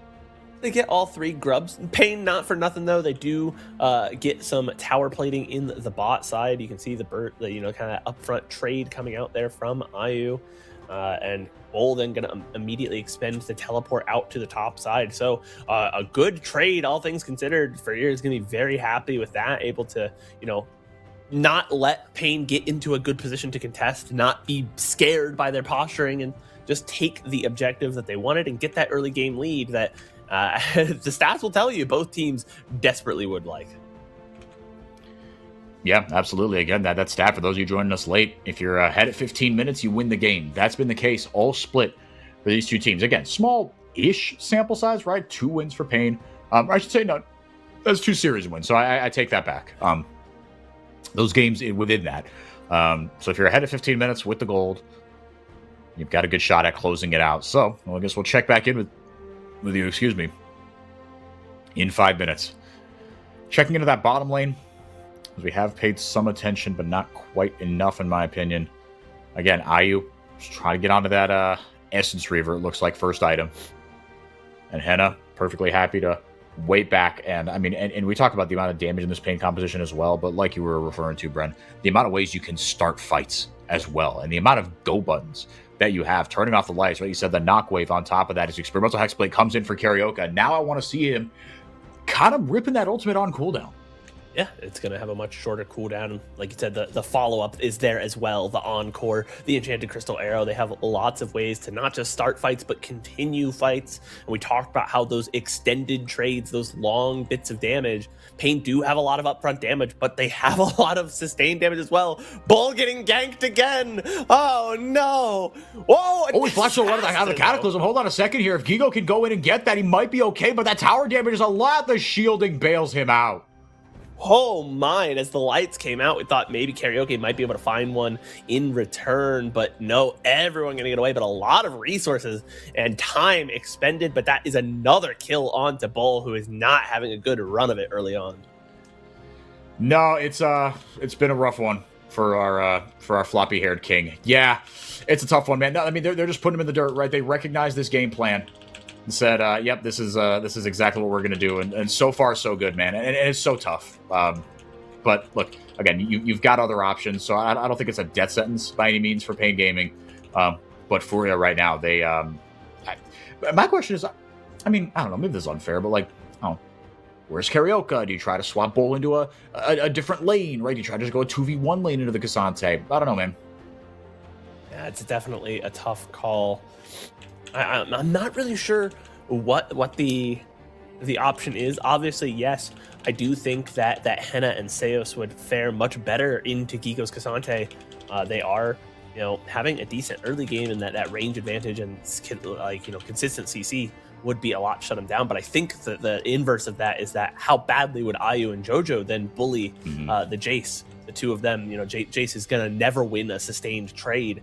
And not even win like the quick trades because of the nature of the way Lucian works with that Milio. He's almost always going to have the passive up, and that's a lot of extra damage, coming through. And then obviously that is additional shielding and healing for the Lucian. So maybe they think at some point they can just stabilize, or at a certain point they say, hey, we just cut our losses. Bull is really far behind, but we can maybe look to find value elsewhere on the map. And Henna, like I mentioned, is having a good early game. They did a great job neutralizing the strongest point of Lucian Emilio's game, which is that laning phase. Yeah, like you said, they weren't able to kind of accrue that advantage. Furia will get the first tower. Pain almost respond with one of their own, but the TP will come in to bail them out as Gigo responds very quickly, very nicely. And now he's on a full item and then some, up 3 kills to 0. And Bull, kind of like you were alluding to, Bren, I mean, like, if you do stabilize to the 3-item spike for Bull, right? Mana Moon, whatever lethality item, and then Cyril does. Now, we are a long way from that. I get that. But if you can get to that point, then maybe you've got a shot. Tut's building magic resist here early, right? You're not going to do much against Gigo, okay. But you've got to, you've got to chunk somebody down here if you're the Jason. You're building that lethality early on. What is that Rectrix building into? That is my question. What would he build Erectrix into? I gotta like refresh my Jace knowledge, which is subpar, I will admit. I mean, you and me both. But again, I'll bring it back to Karaoke. I haven't seen as many ultimates from him. He's just trying to farm and keep up with Tatu. It feels like as the gold lead is slipping away from Pain. Silly us, Ghostblade. Oh, Ghostblade has that. Now going for the all-in onto Bull. Make it kill number 4. Are they going to give it to him again? No, it'll be Tuts this time around. Now turning off the lights in response on the other side, but goes all out, does Gigo. They'll get a tower off this, will Pain. That'll be all she wrote. But again, you got something out of that. And then, look, the kills keep stacking up for Furia, but you got something out of it if you're a Pain Gaming. At some point, Bull just won't be worth gold anymore. And then it'll always be a positive trade to let him die. But they're giving up, like I said, quite a bit. They took a lot of damage onto that tower. They bring a couple people over, so that's going to disrupt their tempo. And Bull just falling ever further and further behind. Now down 1.6k. We're at that fated 15-minute mark, and Furia are up pretty bigly. 2,500 gold. Yeah. So congrats to Furia for taking game 1. We will see what Pain can come back with in game 2. Tune in for the next game to find out. Now, there's just because they win 100% of the time when they're ahead doesn't mean Pain Gaming can't win while behind, but it does mean they're going to have to fight through a pretty, I would say a pretty mean Furia team to get there. It's going to be pretty tough. With the lead, they have good champs to snowball. They are able to get the Herald, but looks like we're going to have a follow-up fight here. Toots is finally in. It's finally in. The double charm comes through. A lot of CC. Tatu in some trouble, but he's able to get out of dodge. Now Bull comes in and snipes Ayu, actually. Good angle. Found by the Pain Gaming top laner. Tut's isolated all alone. Good job by Seos laying down the CC. Henna for kiting backwards. And Pain Gaming walk away with a 3-for-0, Bren. And you know, gold lead at 15 minutes. There's no gold lead, and the 15th minute wasn't even over by the time they had all that. They had a 2,000 gold. They disappear in the blink of an eye. All of a sudden, the game is all even, and Pain Gaming are up 2 dragons and a Rift Herald, looking to siege this top tower now with the Herald while they all reset. Let's see how this fight kind of opens. They get damage in with the culling, but it's really not a lot. You can see the shielding coming through, the engage coming forward. Tuts finally gets in, but they drop the Herald here, which I think is very clever. Look at the knockups. It gets 3 knockups there, turns around, gets a 4th, and then Tatu's just stuck over there, and he'll die and separated out. These individual members of Furia they don't really do anything on their own. We talked about the burden of execution is really, really high. If any member of Furia gets picked too early in the fight, the comp will kind of cease to function, and we saw it right there in real time. Yeah, a little bit. So now, I mean, this is great news if you're Pain, right? You see the holes in the Furia composition, like you said. And how about Bull? I want to shout him out because, I mean, he was kind of left for dead by, I don't know, me kind of mentally, right? It's like, okay, you just got to try to, whittle someone down, do something as Tatu's going to grab himself. It looks like that 3rd dragon. But Bull found a way to make himself relevant, took a creative position, and was able to just snipe out Ayu. Yeah, even down gold, Jace won't do as much damage, but because of the kind of play cycle for the champion, the way the gameplay loop works for him, he doesn't have to. One of the problems with being down gold and doing less damage is if you're a damaged champion, you need to kill other people so that you don't die in return. But Jace can play from so far away and has enough people that can kind of take the stead and control the space to let him fire from far away, that he maybe does not feel that impact as harshly because he doesn't have to get traded back on. Yes, he'll kill people a little bit slower, but they're not killing him in return. He's just too far out. Good self-aware play by Bull. Now, Henna did end up grabbing that Runans, like you were alluding to, Bren. Lights get turned off here. Karaoke going for a full-on assassination of Ayu, and Enchanted Crystal Arrow just misses. Karaoke pulled the trigger because Sales was going forward with the flash encore. Katie will go down on the other side of the map, but now Tuts joining in. Is Henna too far forward? Yes, he is. He'll get isolated and taken down, barring a miracle. Gigo, I was like, how is he getting back there? That's a weird barred portal. No, it's Gigo. Yeah, Gigo using his advantage, gonna try and find Seos if he can. He's a little far forward. Q3. He's able to get it though. My goodness. So Furia get a little bit of something back. It was a good look by Karaoke. I saw what they were trying to go for, but Jojo able to buy a little bit more time, and enough members of Furia were nearby, and crucially, Tuts responding immediately with his own global to get something back there. Able to get a couple of kills there. They do give up a tower for the trouble, but they take that mid lane outer turret, which is probably the single most important structure in the game besides the Nexus itself. It allows so much access to these river objectives, and the teleport out there, very, very close. But yeah, I liked that fight. It was very close, and I think genuinely the difference is Jojo dodging that Enchanted Crystal Arrow. If that lands, I think we're looking at a very, very different outcome. Yeah, well, could be. Again, we talked about it last series. Fine margins. But Pain certainly, they're acquitting themselves all right here, right? I mean, it could be a lot worse. I know we're talking kind of patronizing terms as, look, they get another kill there. So they've identified, okay, maybe this is repeatable. In fact, they are able to isolate Ayu and take him out. And dude, that stat about the goal lead of 15 minutes becoming kind of, less and less relevant as no side is kind of walking away with anything. Yeah, it's maintained a very even, as we'll see the play here. I think once we get this flash in, the problem is kind of getting picked on the side lane while all that's going through. I feel like kind of with everyone focused on the river, we didn't really notice it, but kind of was just kind of dead off all on his own, which allowed the flank angle to come in for Pain. And really well executed here, juggling this tower, because they're just on the edge of its range and able to pick off Seos So good work from Furia to like find that angle. They are able to get the dragon back for their troubles, and at least keep this game very, very even. It feels like, oh, okay, well, it's the momentum is firmly in one team's favor, and the other team just swings it back the other way. Yep. Yeah, no, certainly. I mean, this is far from over for either team, obviously. Karaoke able to get the fear down onto Gigo. Shouldn't be much else. He is taking a little bit low here. Does he have the all-out and the flash? Going to get hit there by the shockwave. The Enchanted Crystal Arrow will go out and get the fear off him. They're able to get the flash as well. The double beat drop to help lock it up. Kaney on the board with his first kill of the game.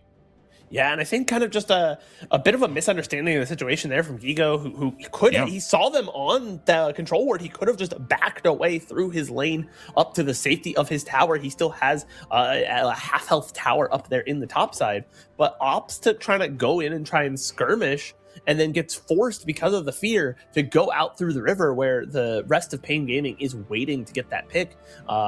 Nothing more to say, really. Just kind of a misunderstanding of the map state from Gigo, and it causes a massive sacrifice to his gold lead. You can see the Bulls actually clawed back about 1,000 gold off of Gigo, who was at one point up like almost 1.7k. Yeah, that gold lead that we highlighted just as monstrous early on has kind of, I mean, for all intents and purposes, disappeared. That's not even the biggest gap on the Rift. That actually belongs to Henna. 2-1-3, almost 100% KP. He's almost on that third item, Bren. It's looking like it's going to be... Actually, I don't know. It's not a Triforce. It looks to me like a Kraken Slayer. Could be Kraken Slayer. There you go. Now Tatu going in there onto Bull. He gets deleted. Now it's Furia who are pulling the trigger first. The lights turn off, but a little too late. Furia going to get tied up in the dragon column there with 2 Chemtech Drakes to Pain Gaming's early 2 as well. The Chemtech Drake's going to be helpful, keeping this team alive. They don't have... nearly as much effective shielding in combat, the way that the Seraphine can just drop a massive shield onto her entire team in a large area. Yes, they have sustained through their Milio, and he does have decent shielding, but it's to a much more limited target.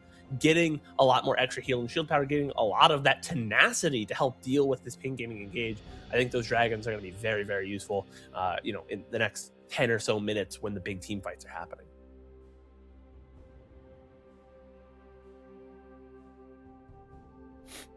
Bulls found his way back into this game.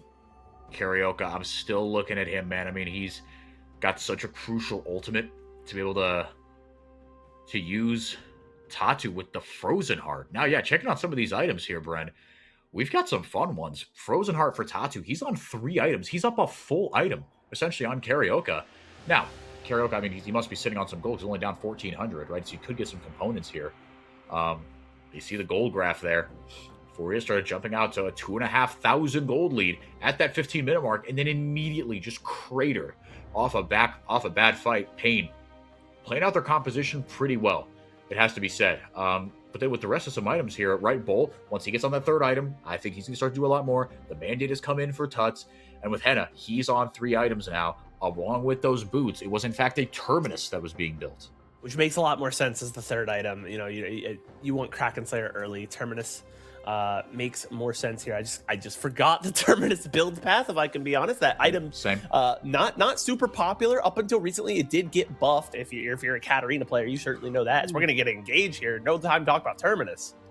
Yeah, Tatu going way far forward, and Tut's going in right after him. Tatu gets everything he needs to get done. He gets right back out. Tatu in, Gigo, big old blast cone, gonna send Pain. Oh my god, Seos got trolled by the blast cone in a horrible position. The Chemtech Rift claims 2 Pain Gaming lives. Furia gifted 2 kills by the terrain, and now it's Baron time.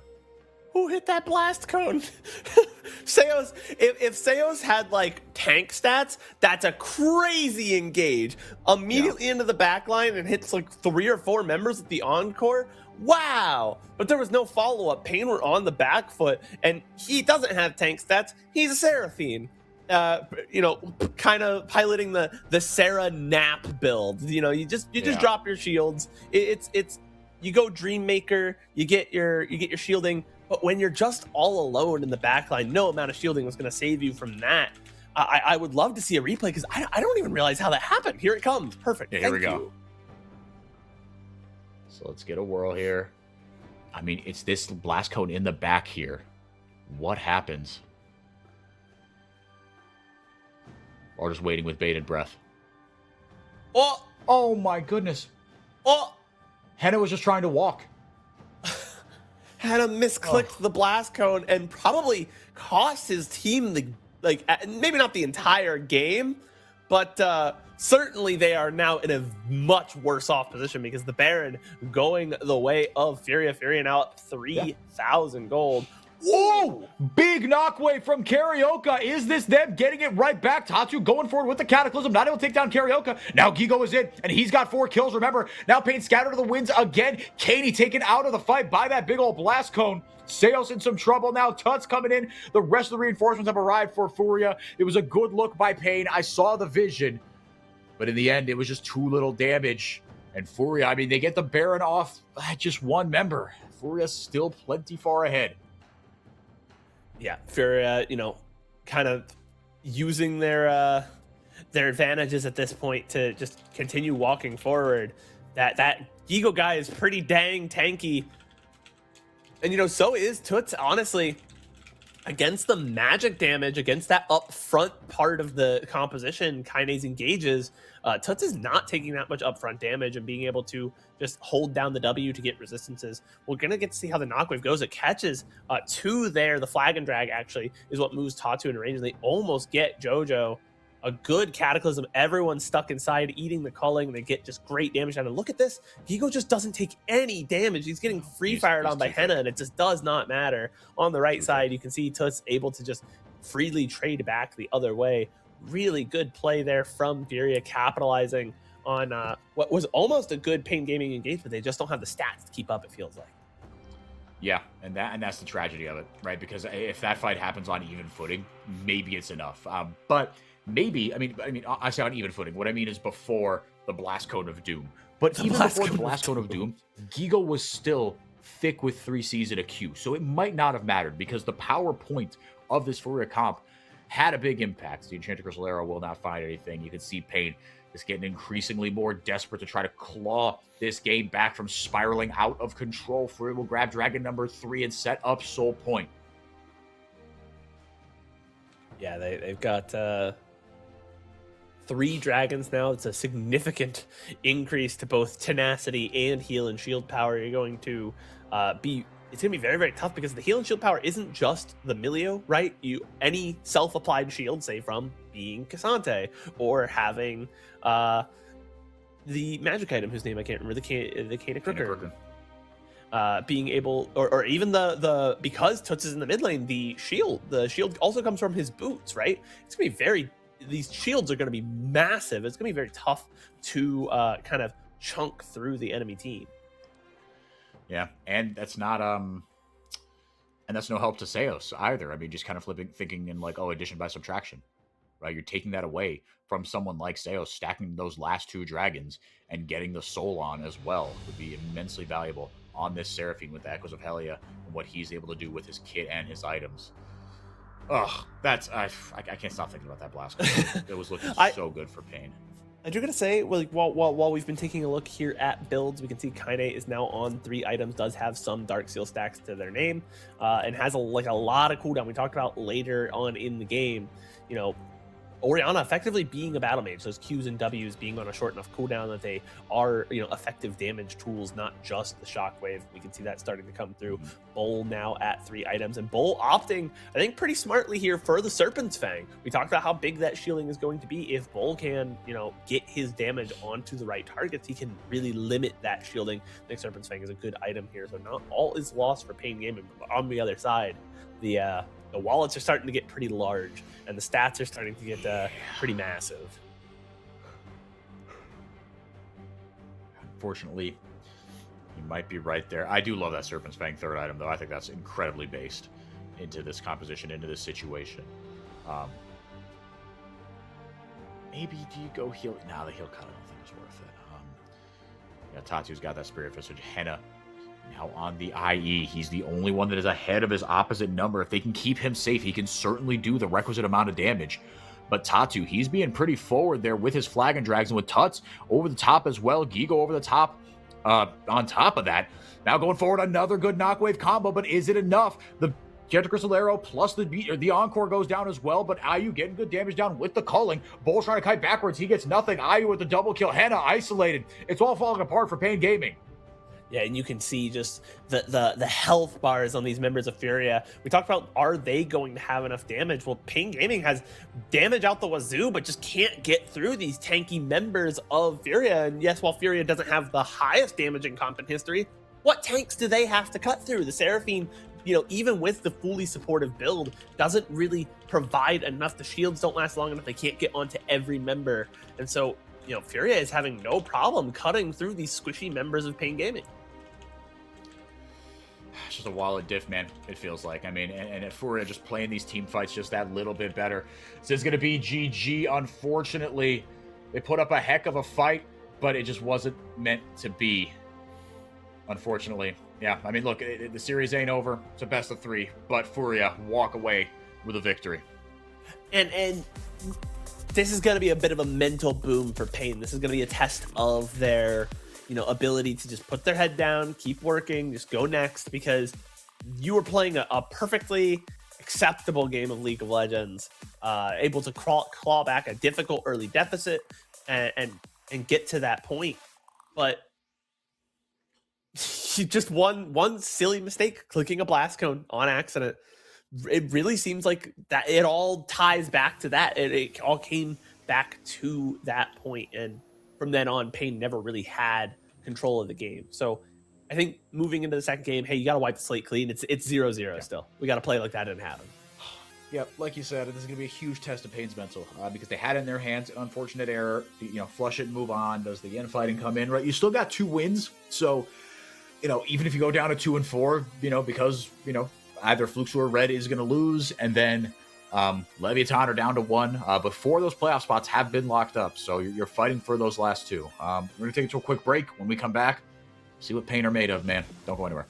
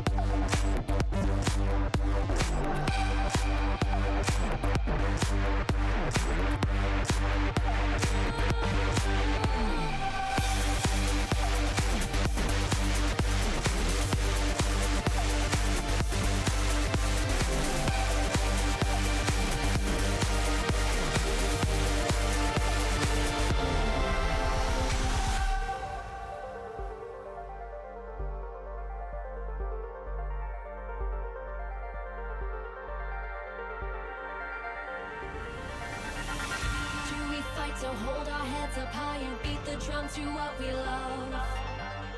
Risk the fall, or we have felt it all come crashing down from far above. Stars are rising, countless worlds colliding, only one will take it all. Can we bring to fall the giants? Can we make the final call? We are the ones to ignite the darkened skies, the champions of the world that we defy. A solo ride of the few who rise up high, and we all fight at the last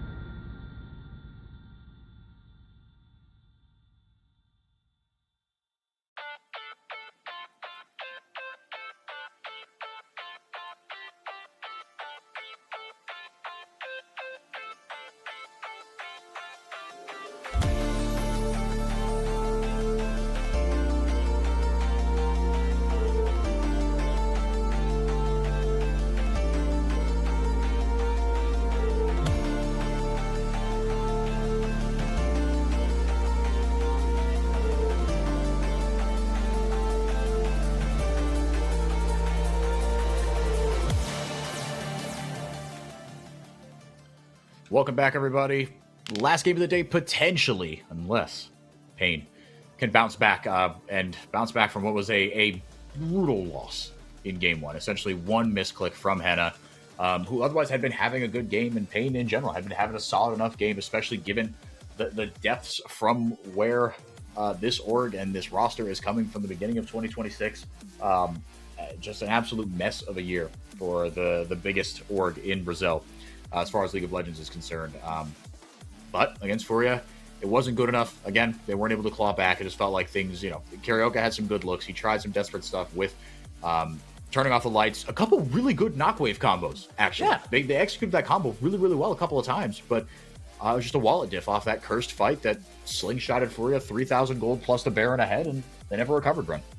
Yeah, it really just feels like it all, never in League of Legends does the game come down to one exact moment. There's a million factors. The flow chart for League of Legends, there are 10 different flow charts running for every single player, one for each player in the game, and they all have a billion factors going on. It is an incredibly complex game.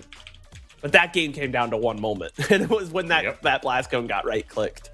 And it felt like, the game never really recovered from that point. Now, the good news about that, the bad news for Pain Gaming is that means you lost the game, and it was kind of embarrassing, and everyone's going to point and laugh at you for a while. We're going to bring that up on the podcast. We're going to point and laugh.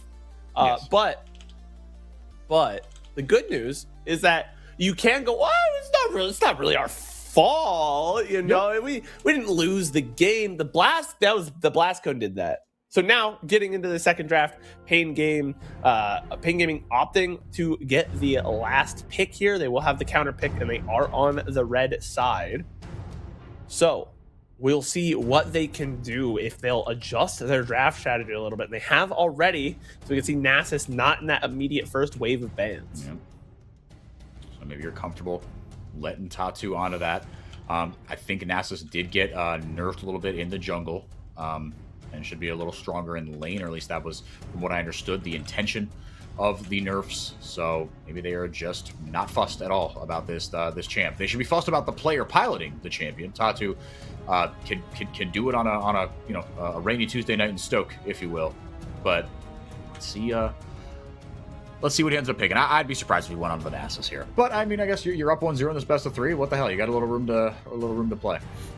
We'll see as they're going to go ahead and ban out some of those early game bot laners there, the Caitlyn and the Nautilus taken away. Furia not wanting to perhaps deal with someone that can bully them in and out of the lane. They didn't like that perhaps Henna was able to neutralize their bot lane, and maybe a bit of respect being shown that way. Let's see what the last ban is here for Pain Gaming. Bardo. Yeah, these, a very fair ban. Yeah, these like really strong, Bard is still an enchanter that obviously he does so much more than just an enchanter, right? He does a sneaky amount of damage. Obviously, he can get around the map in a hurry, but the lane presence as well. I mean, that's why you're kind of picking him in the year of our Lord 2026. And we have our Lulu coming out. We talked about enchanters. Yeah, you said it's never... Is it always the best choice? No. But it is ever the wrong choice to pair Lulu with a hyper carry? Certainly not. So we will see what Furia opts to do. They just pick that Lulu and they say, okay, go ahead, pick away an ADC. We got plenty of things to pair the Lulu with. And she's in an okay place in the current meta. Yeah. No, she's certainly in a good spot. I think if nothing else, was a lot of the roam enablingness of the meta that allowed other champions to take more priority. But Lulu is still very, very strong. Ezreal on the other side for Henna. So feeling good about that. Tragic misclick aside, he has been having a good split. Kaney as well. You saw he linked up well with his jungler there. Things are moving in the right direction for Pain Gaming, and giving themselves a shot here. Seos on the Leona as well. We love Seos on our engaged champion.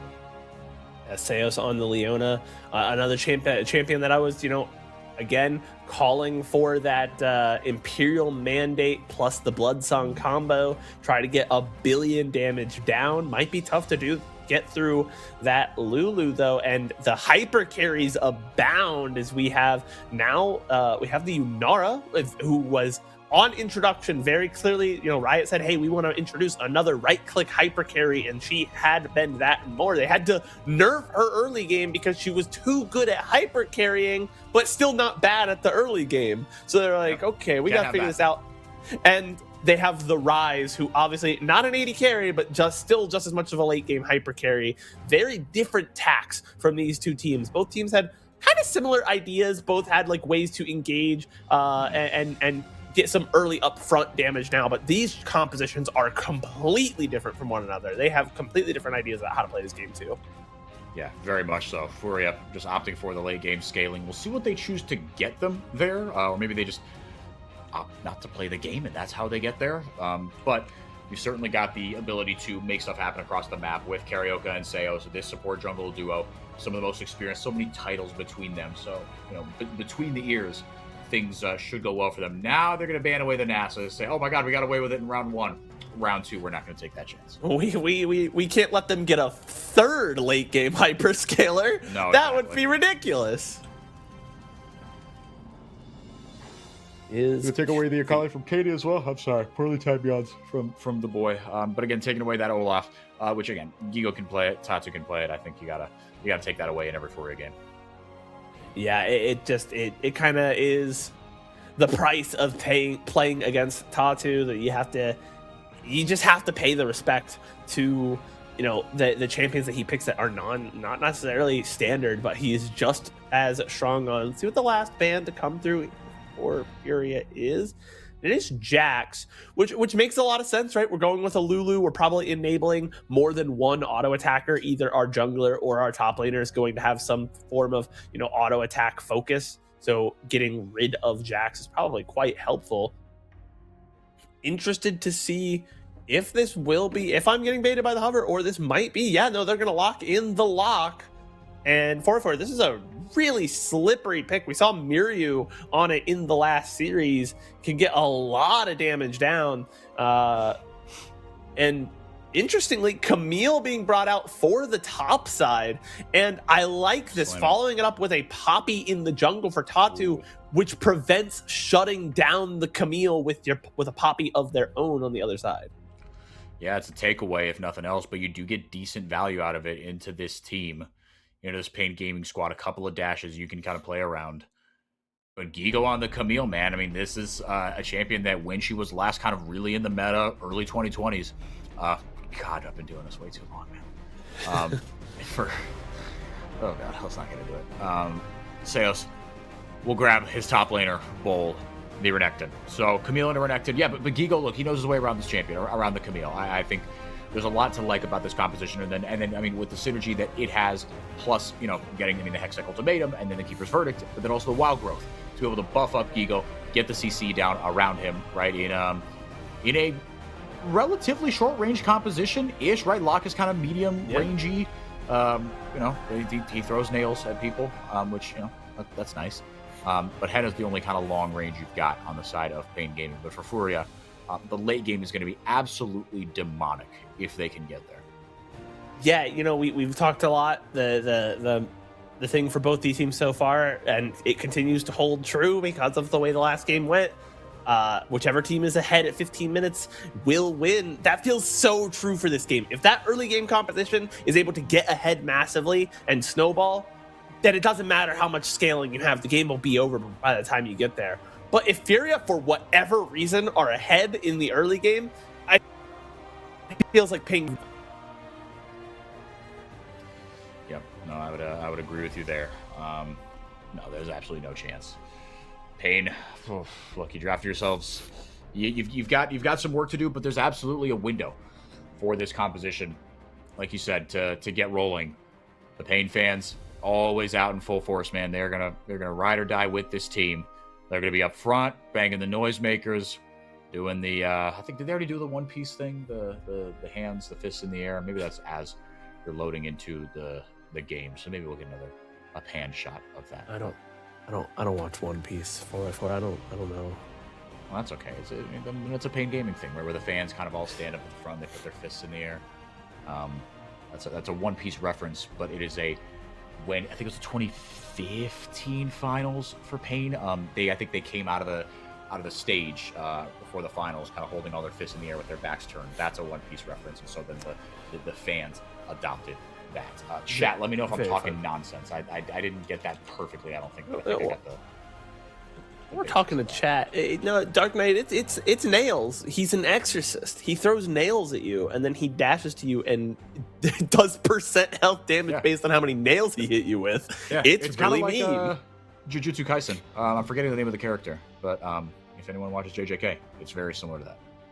Locke feels like he's a rule of cool character. Like they didn't have any care about like, is this thematically consistent? They were like, is it awesome and cool? Yep. Okay, it goes on the champ. Does he look sick and is he hot? Yeah. Let's press his button. And you know what?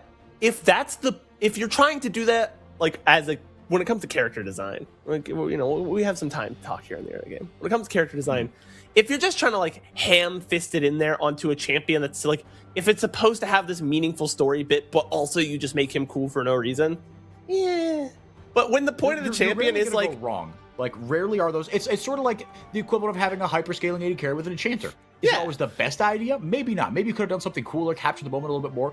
But when in doubt, just do that. You're going to be fine. It'll be a good ROI, I promise. And in my opinion, and if the point of the character is like they're cool because they're cool, we think like Dante from Devil May Cry, right? Yeah, he does awesome stuff because it's cool. Yeah. Yep. And I think that's fine. I think that's an acceptable. It's a fun archetype of character. No, hard agree.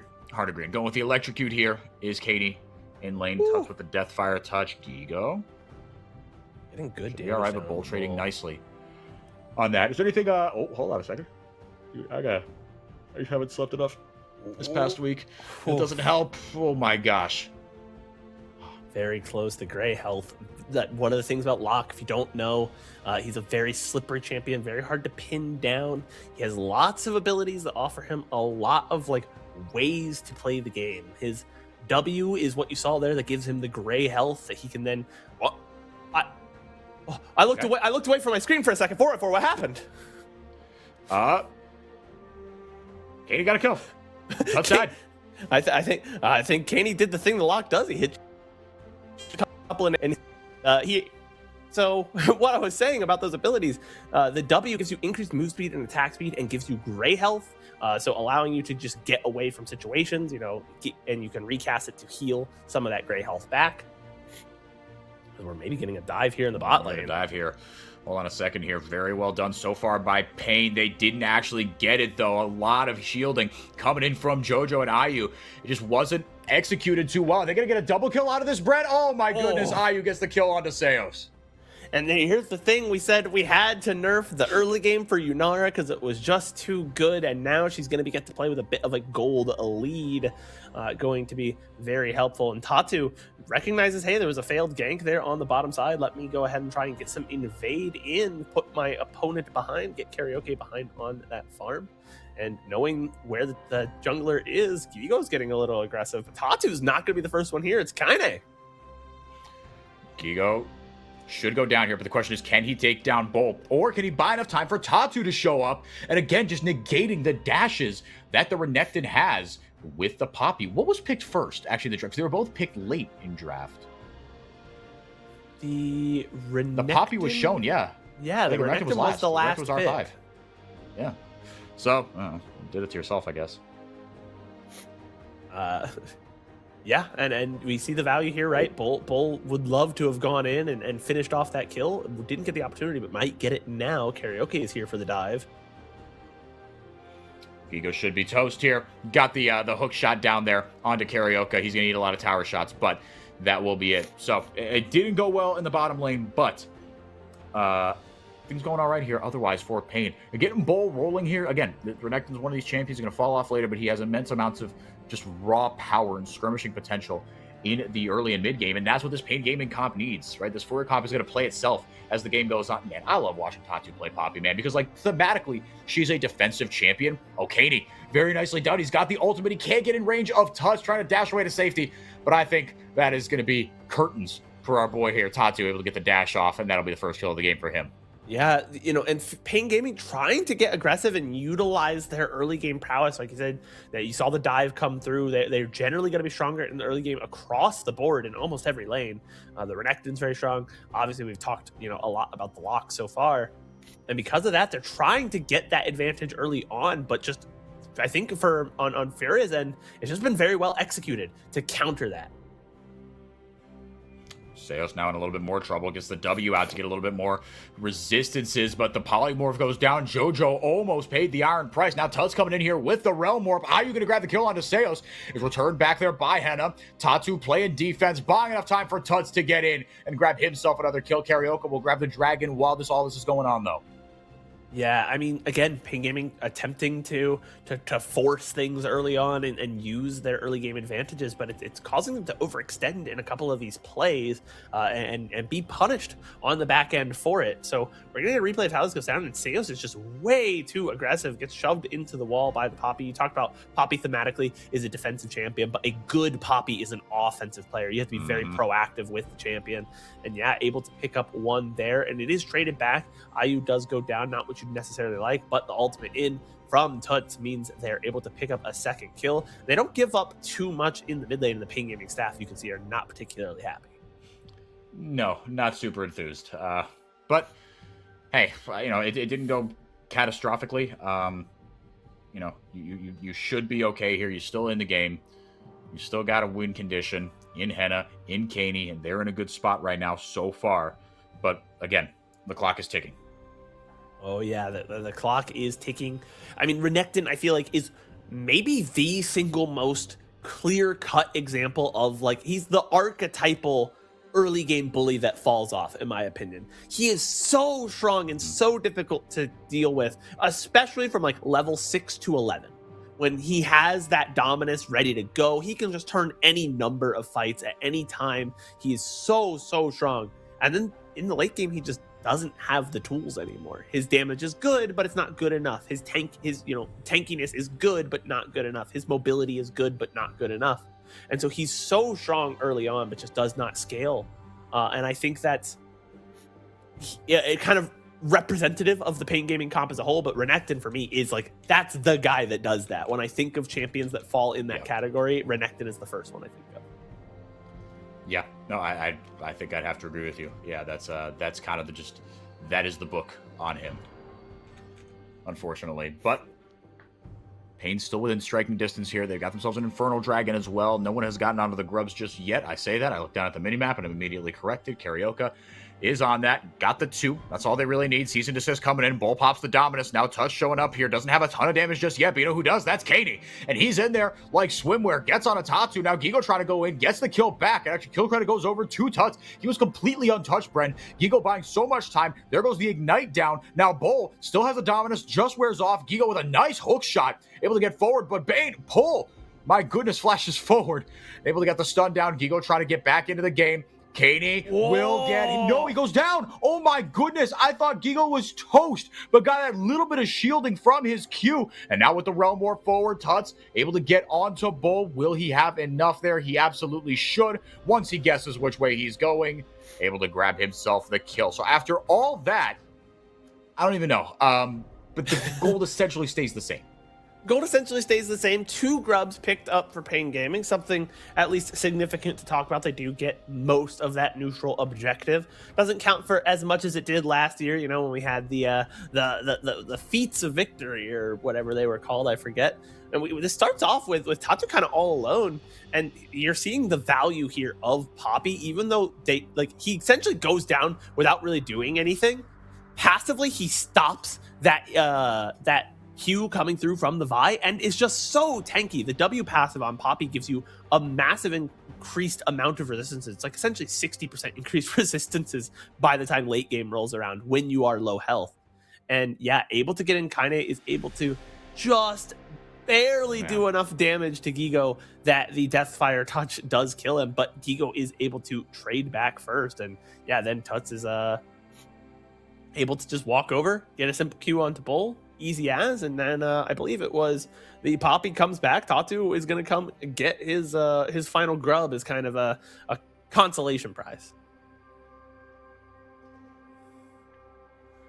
1,000 gold up for Furia, and it's all in Tuts right now. 4-1-1. Accelerating this rise is a pretty horrid state to find yourself in if you're Pain Gaming, trying to deal with this battle mage. Great. Got the Rod of Ages, rolling. Hello, Bus-kun.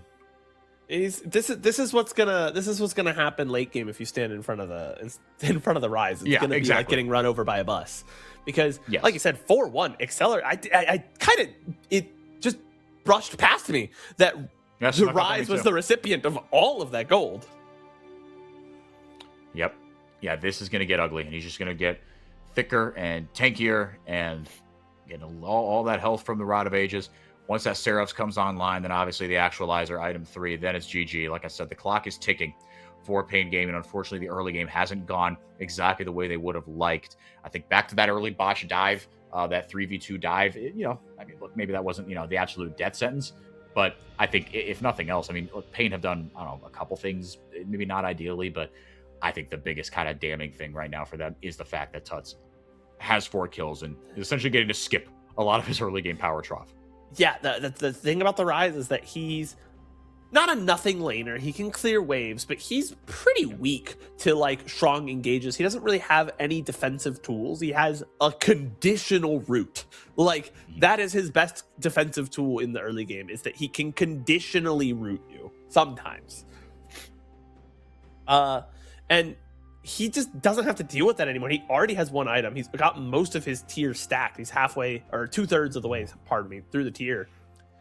Sales doesn't land the Zenith Blade, gonna drop the Solar Flare onto himself. Tatu goes big with the Wild Growth. Now Ayu jumping over the wall. He's feeling pretty safe, getting a ton of damage down onto Karaoke. Seos out there with the W. Now Tuts taken low with the Ignite, but the stun comes through from Jojo and Tatu. Tuts racks up another kill. It's a double for Ayu now.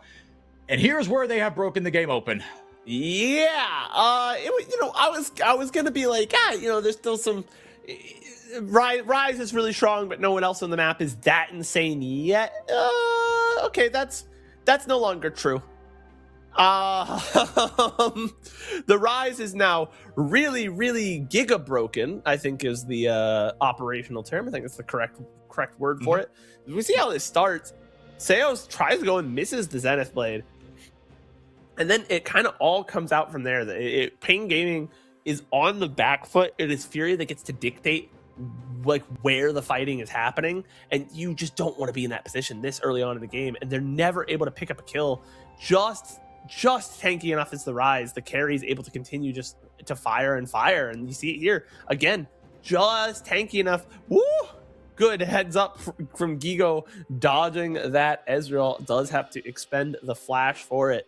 But yeah, they're just barely not able to take out these members of Furia, and the members of Furia are able to just trade back with relative impunity. And in those kinds of extended fights, I mean, it's no wonder which of these two teams is going to win when you look at the compositions. Yep, it's just getting worse, man. Furia up 4,000 gold now. IU's got 4 kills as well. If you think the Rise slow counts as a defensive tool, it's like a 20% slow for 1 second. You're silly. You're a silly person, and you're fundamentally unserious. I think it's just like it helps you land more abilities, and it makes the team fight a little bit better, right? But no, it's not useless, but it's not a defensive tool. Yeah, it's not an oops button. It's not an oops button. I mean, looking here, I mean. It's just Henna and Katie, right? Katie, you've got percent health true damage. You've got Ignite. True. You know, I don't know, man. I'm grasping at straws here, dude. Help me out. Well, here's the thing. Is, like you said, they have Henna and Katie. If they can get people low, one of the things that Locke is exceptionally good at, maybe one of the best champions in the game right now, is cleanup. Finding low targets and then just getting rid of them. He has an execute on his ultimate that does scale every time he picks it up after getting a kill with it. So he's, got tools, but it's just they have to execute it so flawlessly. They need to get Henna in to do damage and, poke people down without getting killed himself. And he's really the only one that can do that because of the range advantage that Furia has essentially in every lane. And then maybe, if they fight around the right objective, Kaine can find a kill. But now it's the dominance in the bottom lane. It's 2v1. And Bull, that's the wrong way. Yep. Gigo kind of broke his ankles. Hextech ultimatum. Good night, sweet prince. And again, we're seeing a similar strategy, not dissimilar from last game. Oh, hey, where's Tatu? Let's just go bully Bull real quick. Yep. The root comes in. And, oh my goodness, this Rise already. Yeah, dude. I mean, he's literally he's a couple more abilities away from getting that Seraphs all the way stacked up, turning it into a Seraphs, I should say. Seos, death by 1,000 cuts. Maybe he survives. He does. Just barely. The Vi has to be careful. Do not go forward here, Karaoke. I will melt you into a million little pieces of slag. It's just, you can see it here. It's being demonstrated in real time. Like, what do Pain Gaming do? The execution threshold is now so high for them. They are woefully behind. We talked about last game, whoever was up at 15 minutes was going to, they're going to win, and then immediately that got equalized. Not the case here. Uh-oh. Yep. Oh, boy. It's, Nope, you don't want to do that. Brett, it's turned into that kind of game. It is that kind of game. We can see it's just one by one they're picking them off, and Furia only gets stronger. This composition only gets better. I mean, look at IU. The damage they are pumping out. They have 5 kills, and they only have Kraken Slayer right now. Imagine what they're gonna do when they have some crit online, and they're able to, get those on hits really rolling and spreading across the whole team. If they ever find a proper 5v5 team fight, the game might just end no matter when it is. We are in like real desperation hours for Pain Gaming. Yeah, man. And it's just getting worse and worse. Unfortunately. Another dragon gonna spawn here shortly. Furia should be walking away with this one. God, that with the gold lead, just every time I look up, it's how much? It's like 1,000 bigger at least. 17 minutes, dude, and Tuts is just getting larger and larger, man.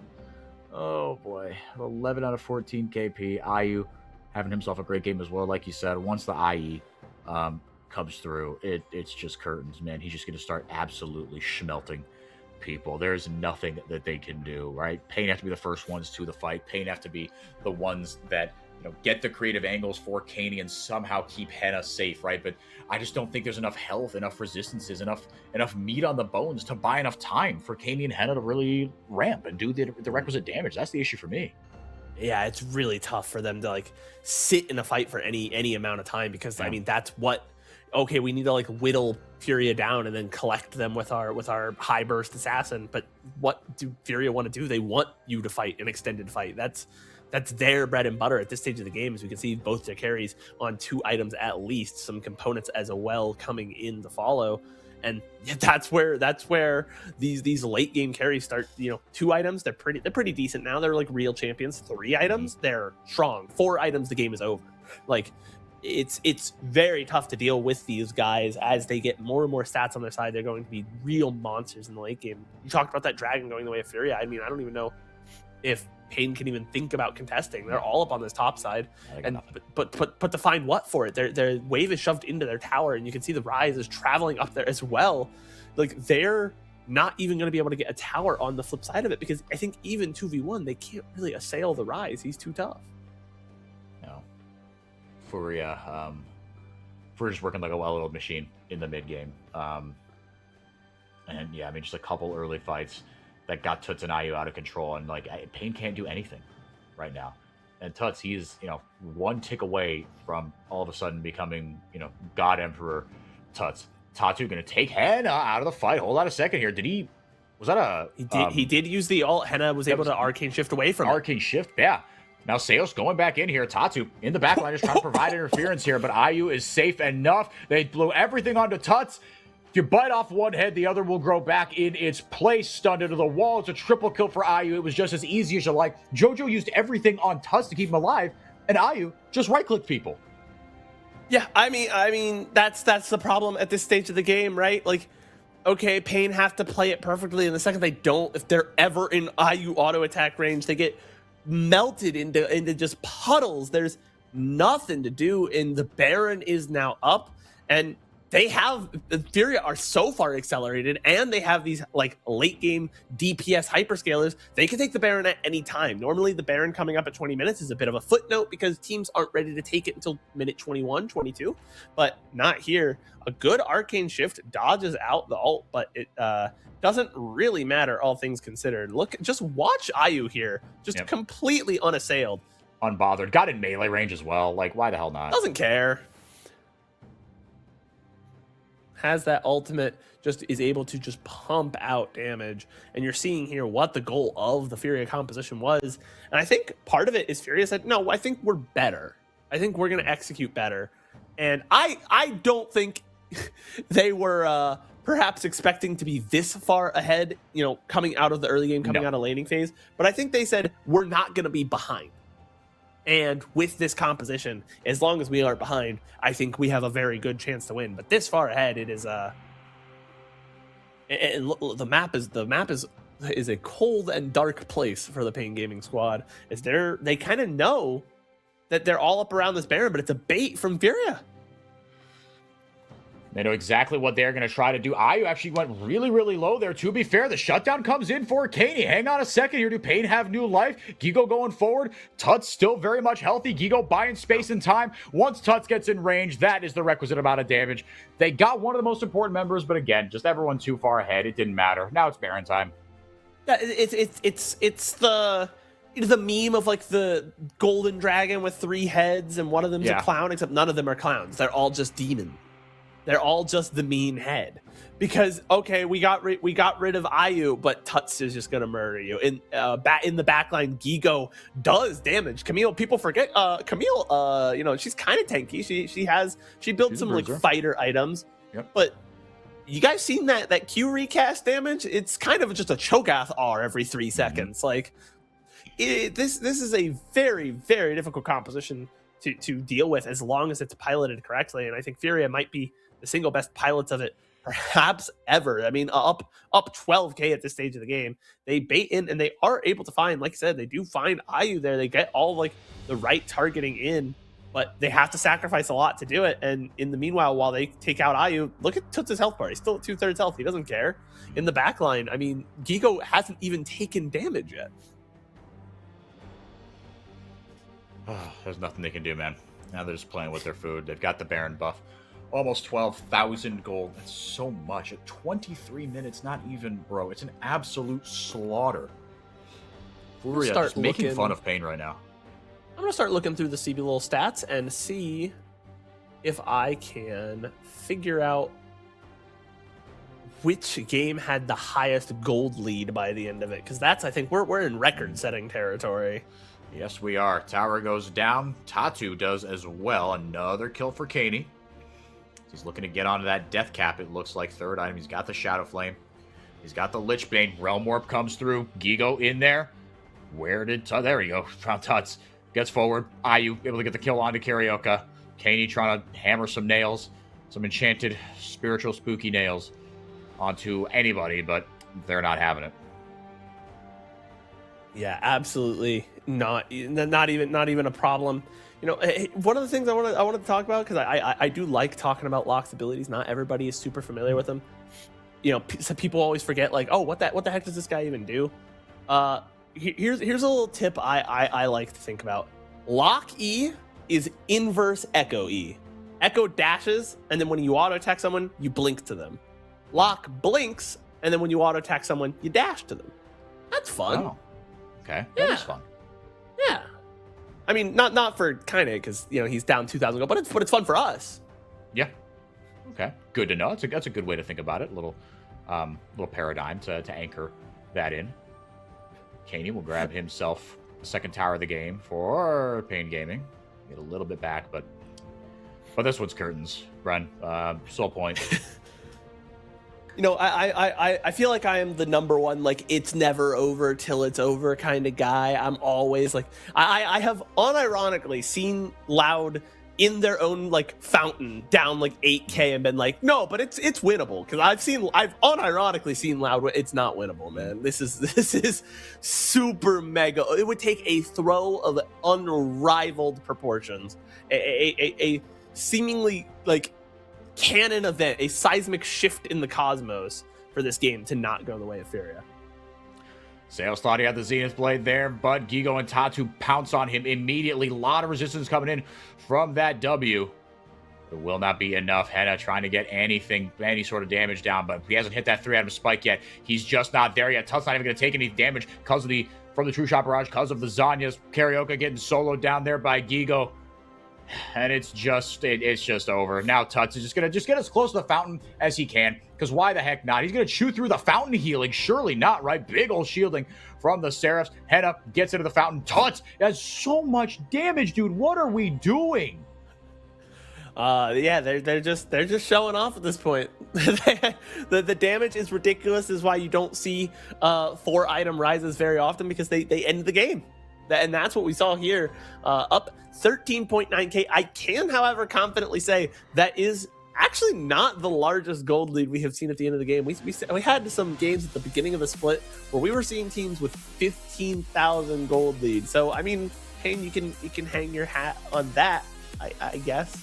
So I think you were one of the teams that got kind of dunked on that way, so maybe not.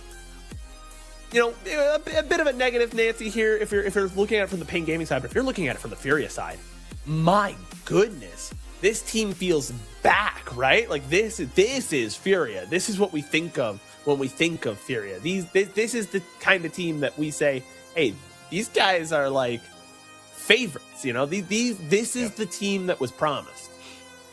Yeah, and we're seeing there's a very clear top four, right? And it's going to make the race for the 2 world spots extremely exciting, because I think you could make an argument by the time everything's said and done that all 4 of these teams are certainly playing like they deserve to be in that conversation, right? Los Grandes, obviously, they're kind of in a tier of their own right now. We get Loud versus Los, and Furia look like they're back. Cade look like they're, if nothing else, a clear top 4 team. They're not bad anymore. Cade have fixed, you know, the stuff that ailed them, and we got a clear bottom 4. That also means you've got 4 teams fighting for 2 playoff spots there. Pain's still in the Catbird seat, and then Leviathan probably down and out. So realistically, it's probably the winner of Red and Fluxu are going to probably take that next spot. Yeah. And I mean, it's it's exciting to have the top 4 teams. Like usually when we have a clear top 4, clear bottom 4, I don't know. It always feels like, but that's not great because like why is the gulf so big? I wish like the league was more competitive. Yeah. But like, yes, the bottom 4 definitely can't quite hang with the top 4, but the top 4 is so competitive. Like, yes. We talked. I think given enough tries, there's no team that beats any other team in that top 4 100 out of 100 times. No, right? Like VKS could absolutely take a VKS could absolutely take a series off of Los Grandes. And while I would maybe be like a little surprised, I wouldn't be shocked, right? I'd just be like, oh, yeah, okay. No, because I think the way we like, I forget if it was DRRMC, but talked about on the podcast that like, look, Los Grandes aren't playing like a flawless brand of League of Legends or anything, right? No. They're not indestructible. But you know, we got a lot of flawed teams in the top 4, but that's what makes it exciting, right? Every team's got their strengths and weaknesses. They've got their character, and they've got their own identity. So Pain do go down 0-2 in a pretty swift series at the end of the day. That game 2 could have been an email. Furia take it 2-0. Yeah, thank you guys for being here. Bren, appreciate you stepping in on short notice. I know it's been a hell of a week for you, so appreciate you being here, fam. We'll be here same time, same place tomorrow. It'll be Red versus Fluxu and then Loud versus Los. I'll be on that second series. First series, I don't know who it is, but you'll be in good hands is the point. So for all those people, big shout out to Rose as well, our producer, for keeping us on air, making us look good. For Brent, thank you guys for watching. I've been 4x4. Have a great rest of your Saturday.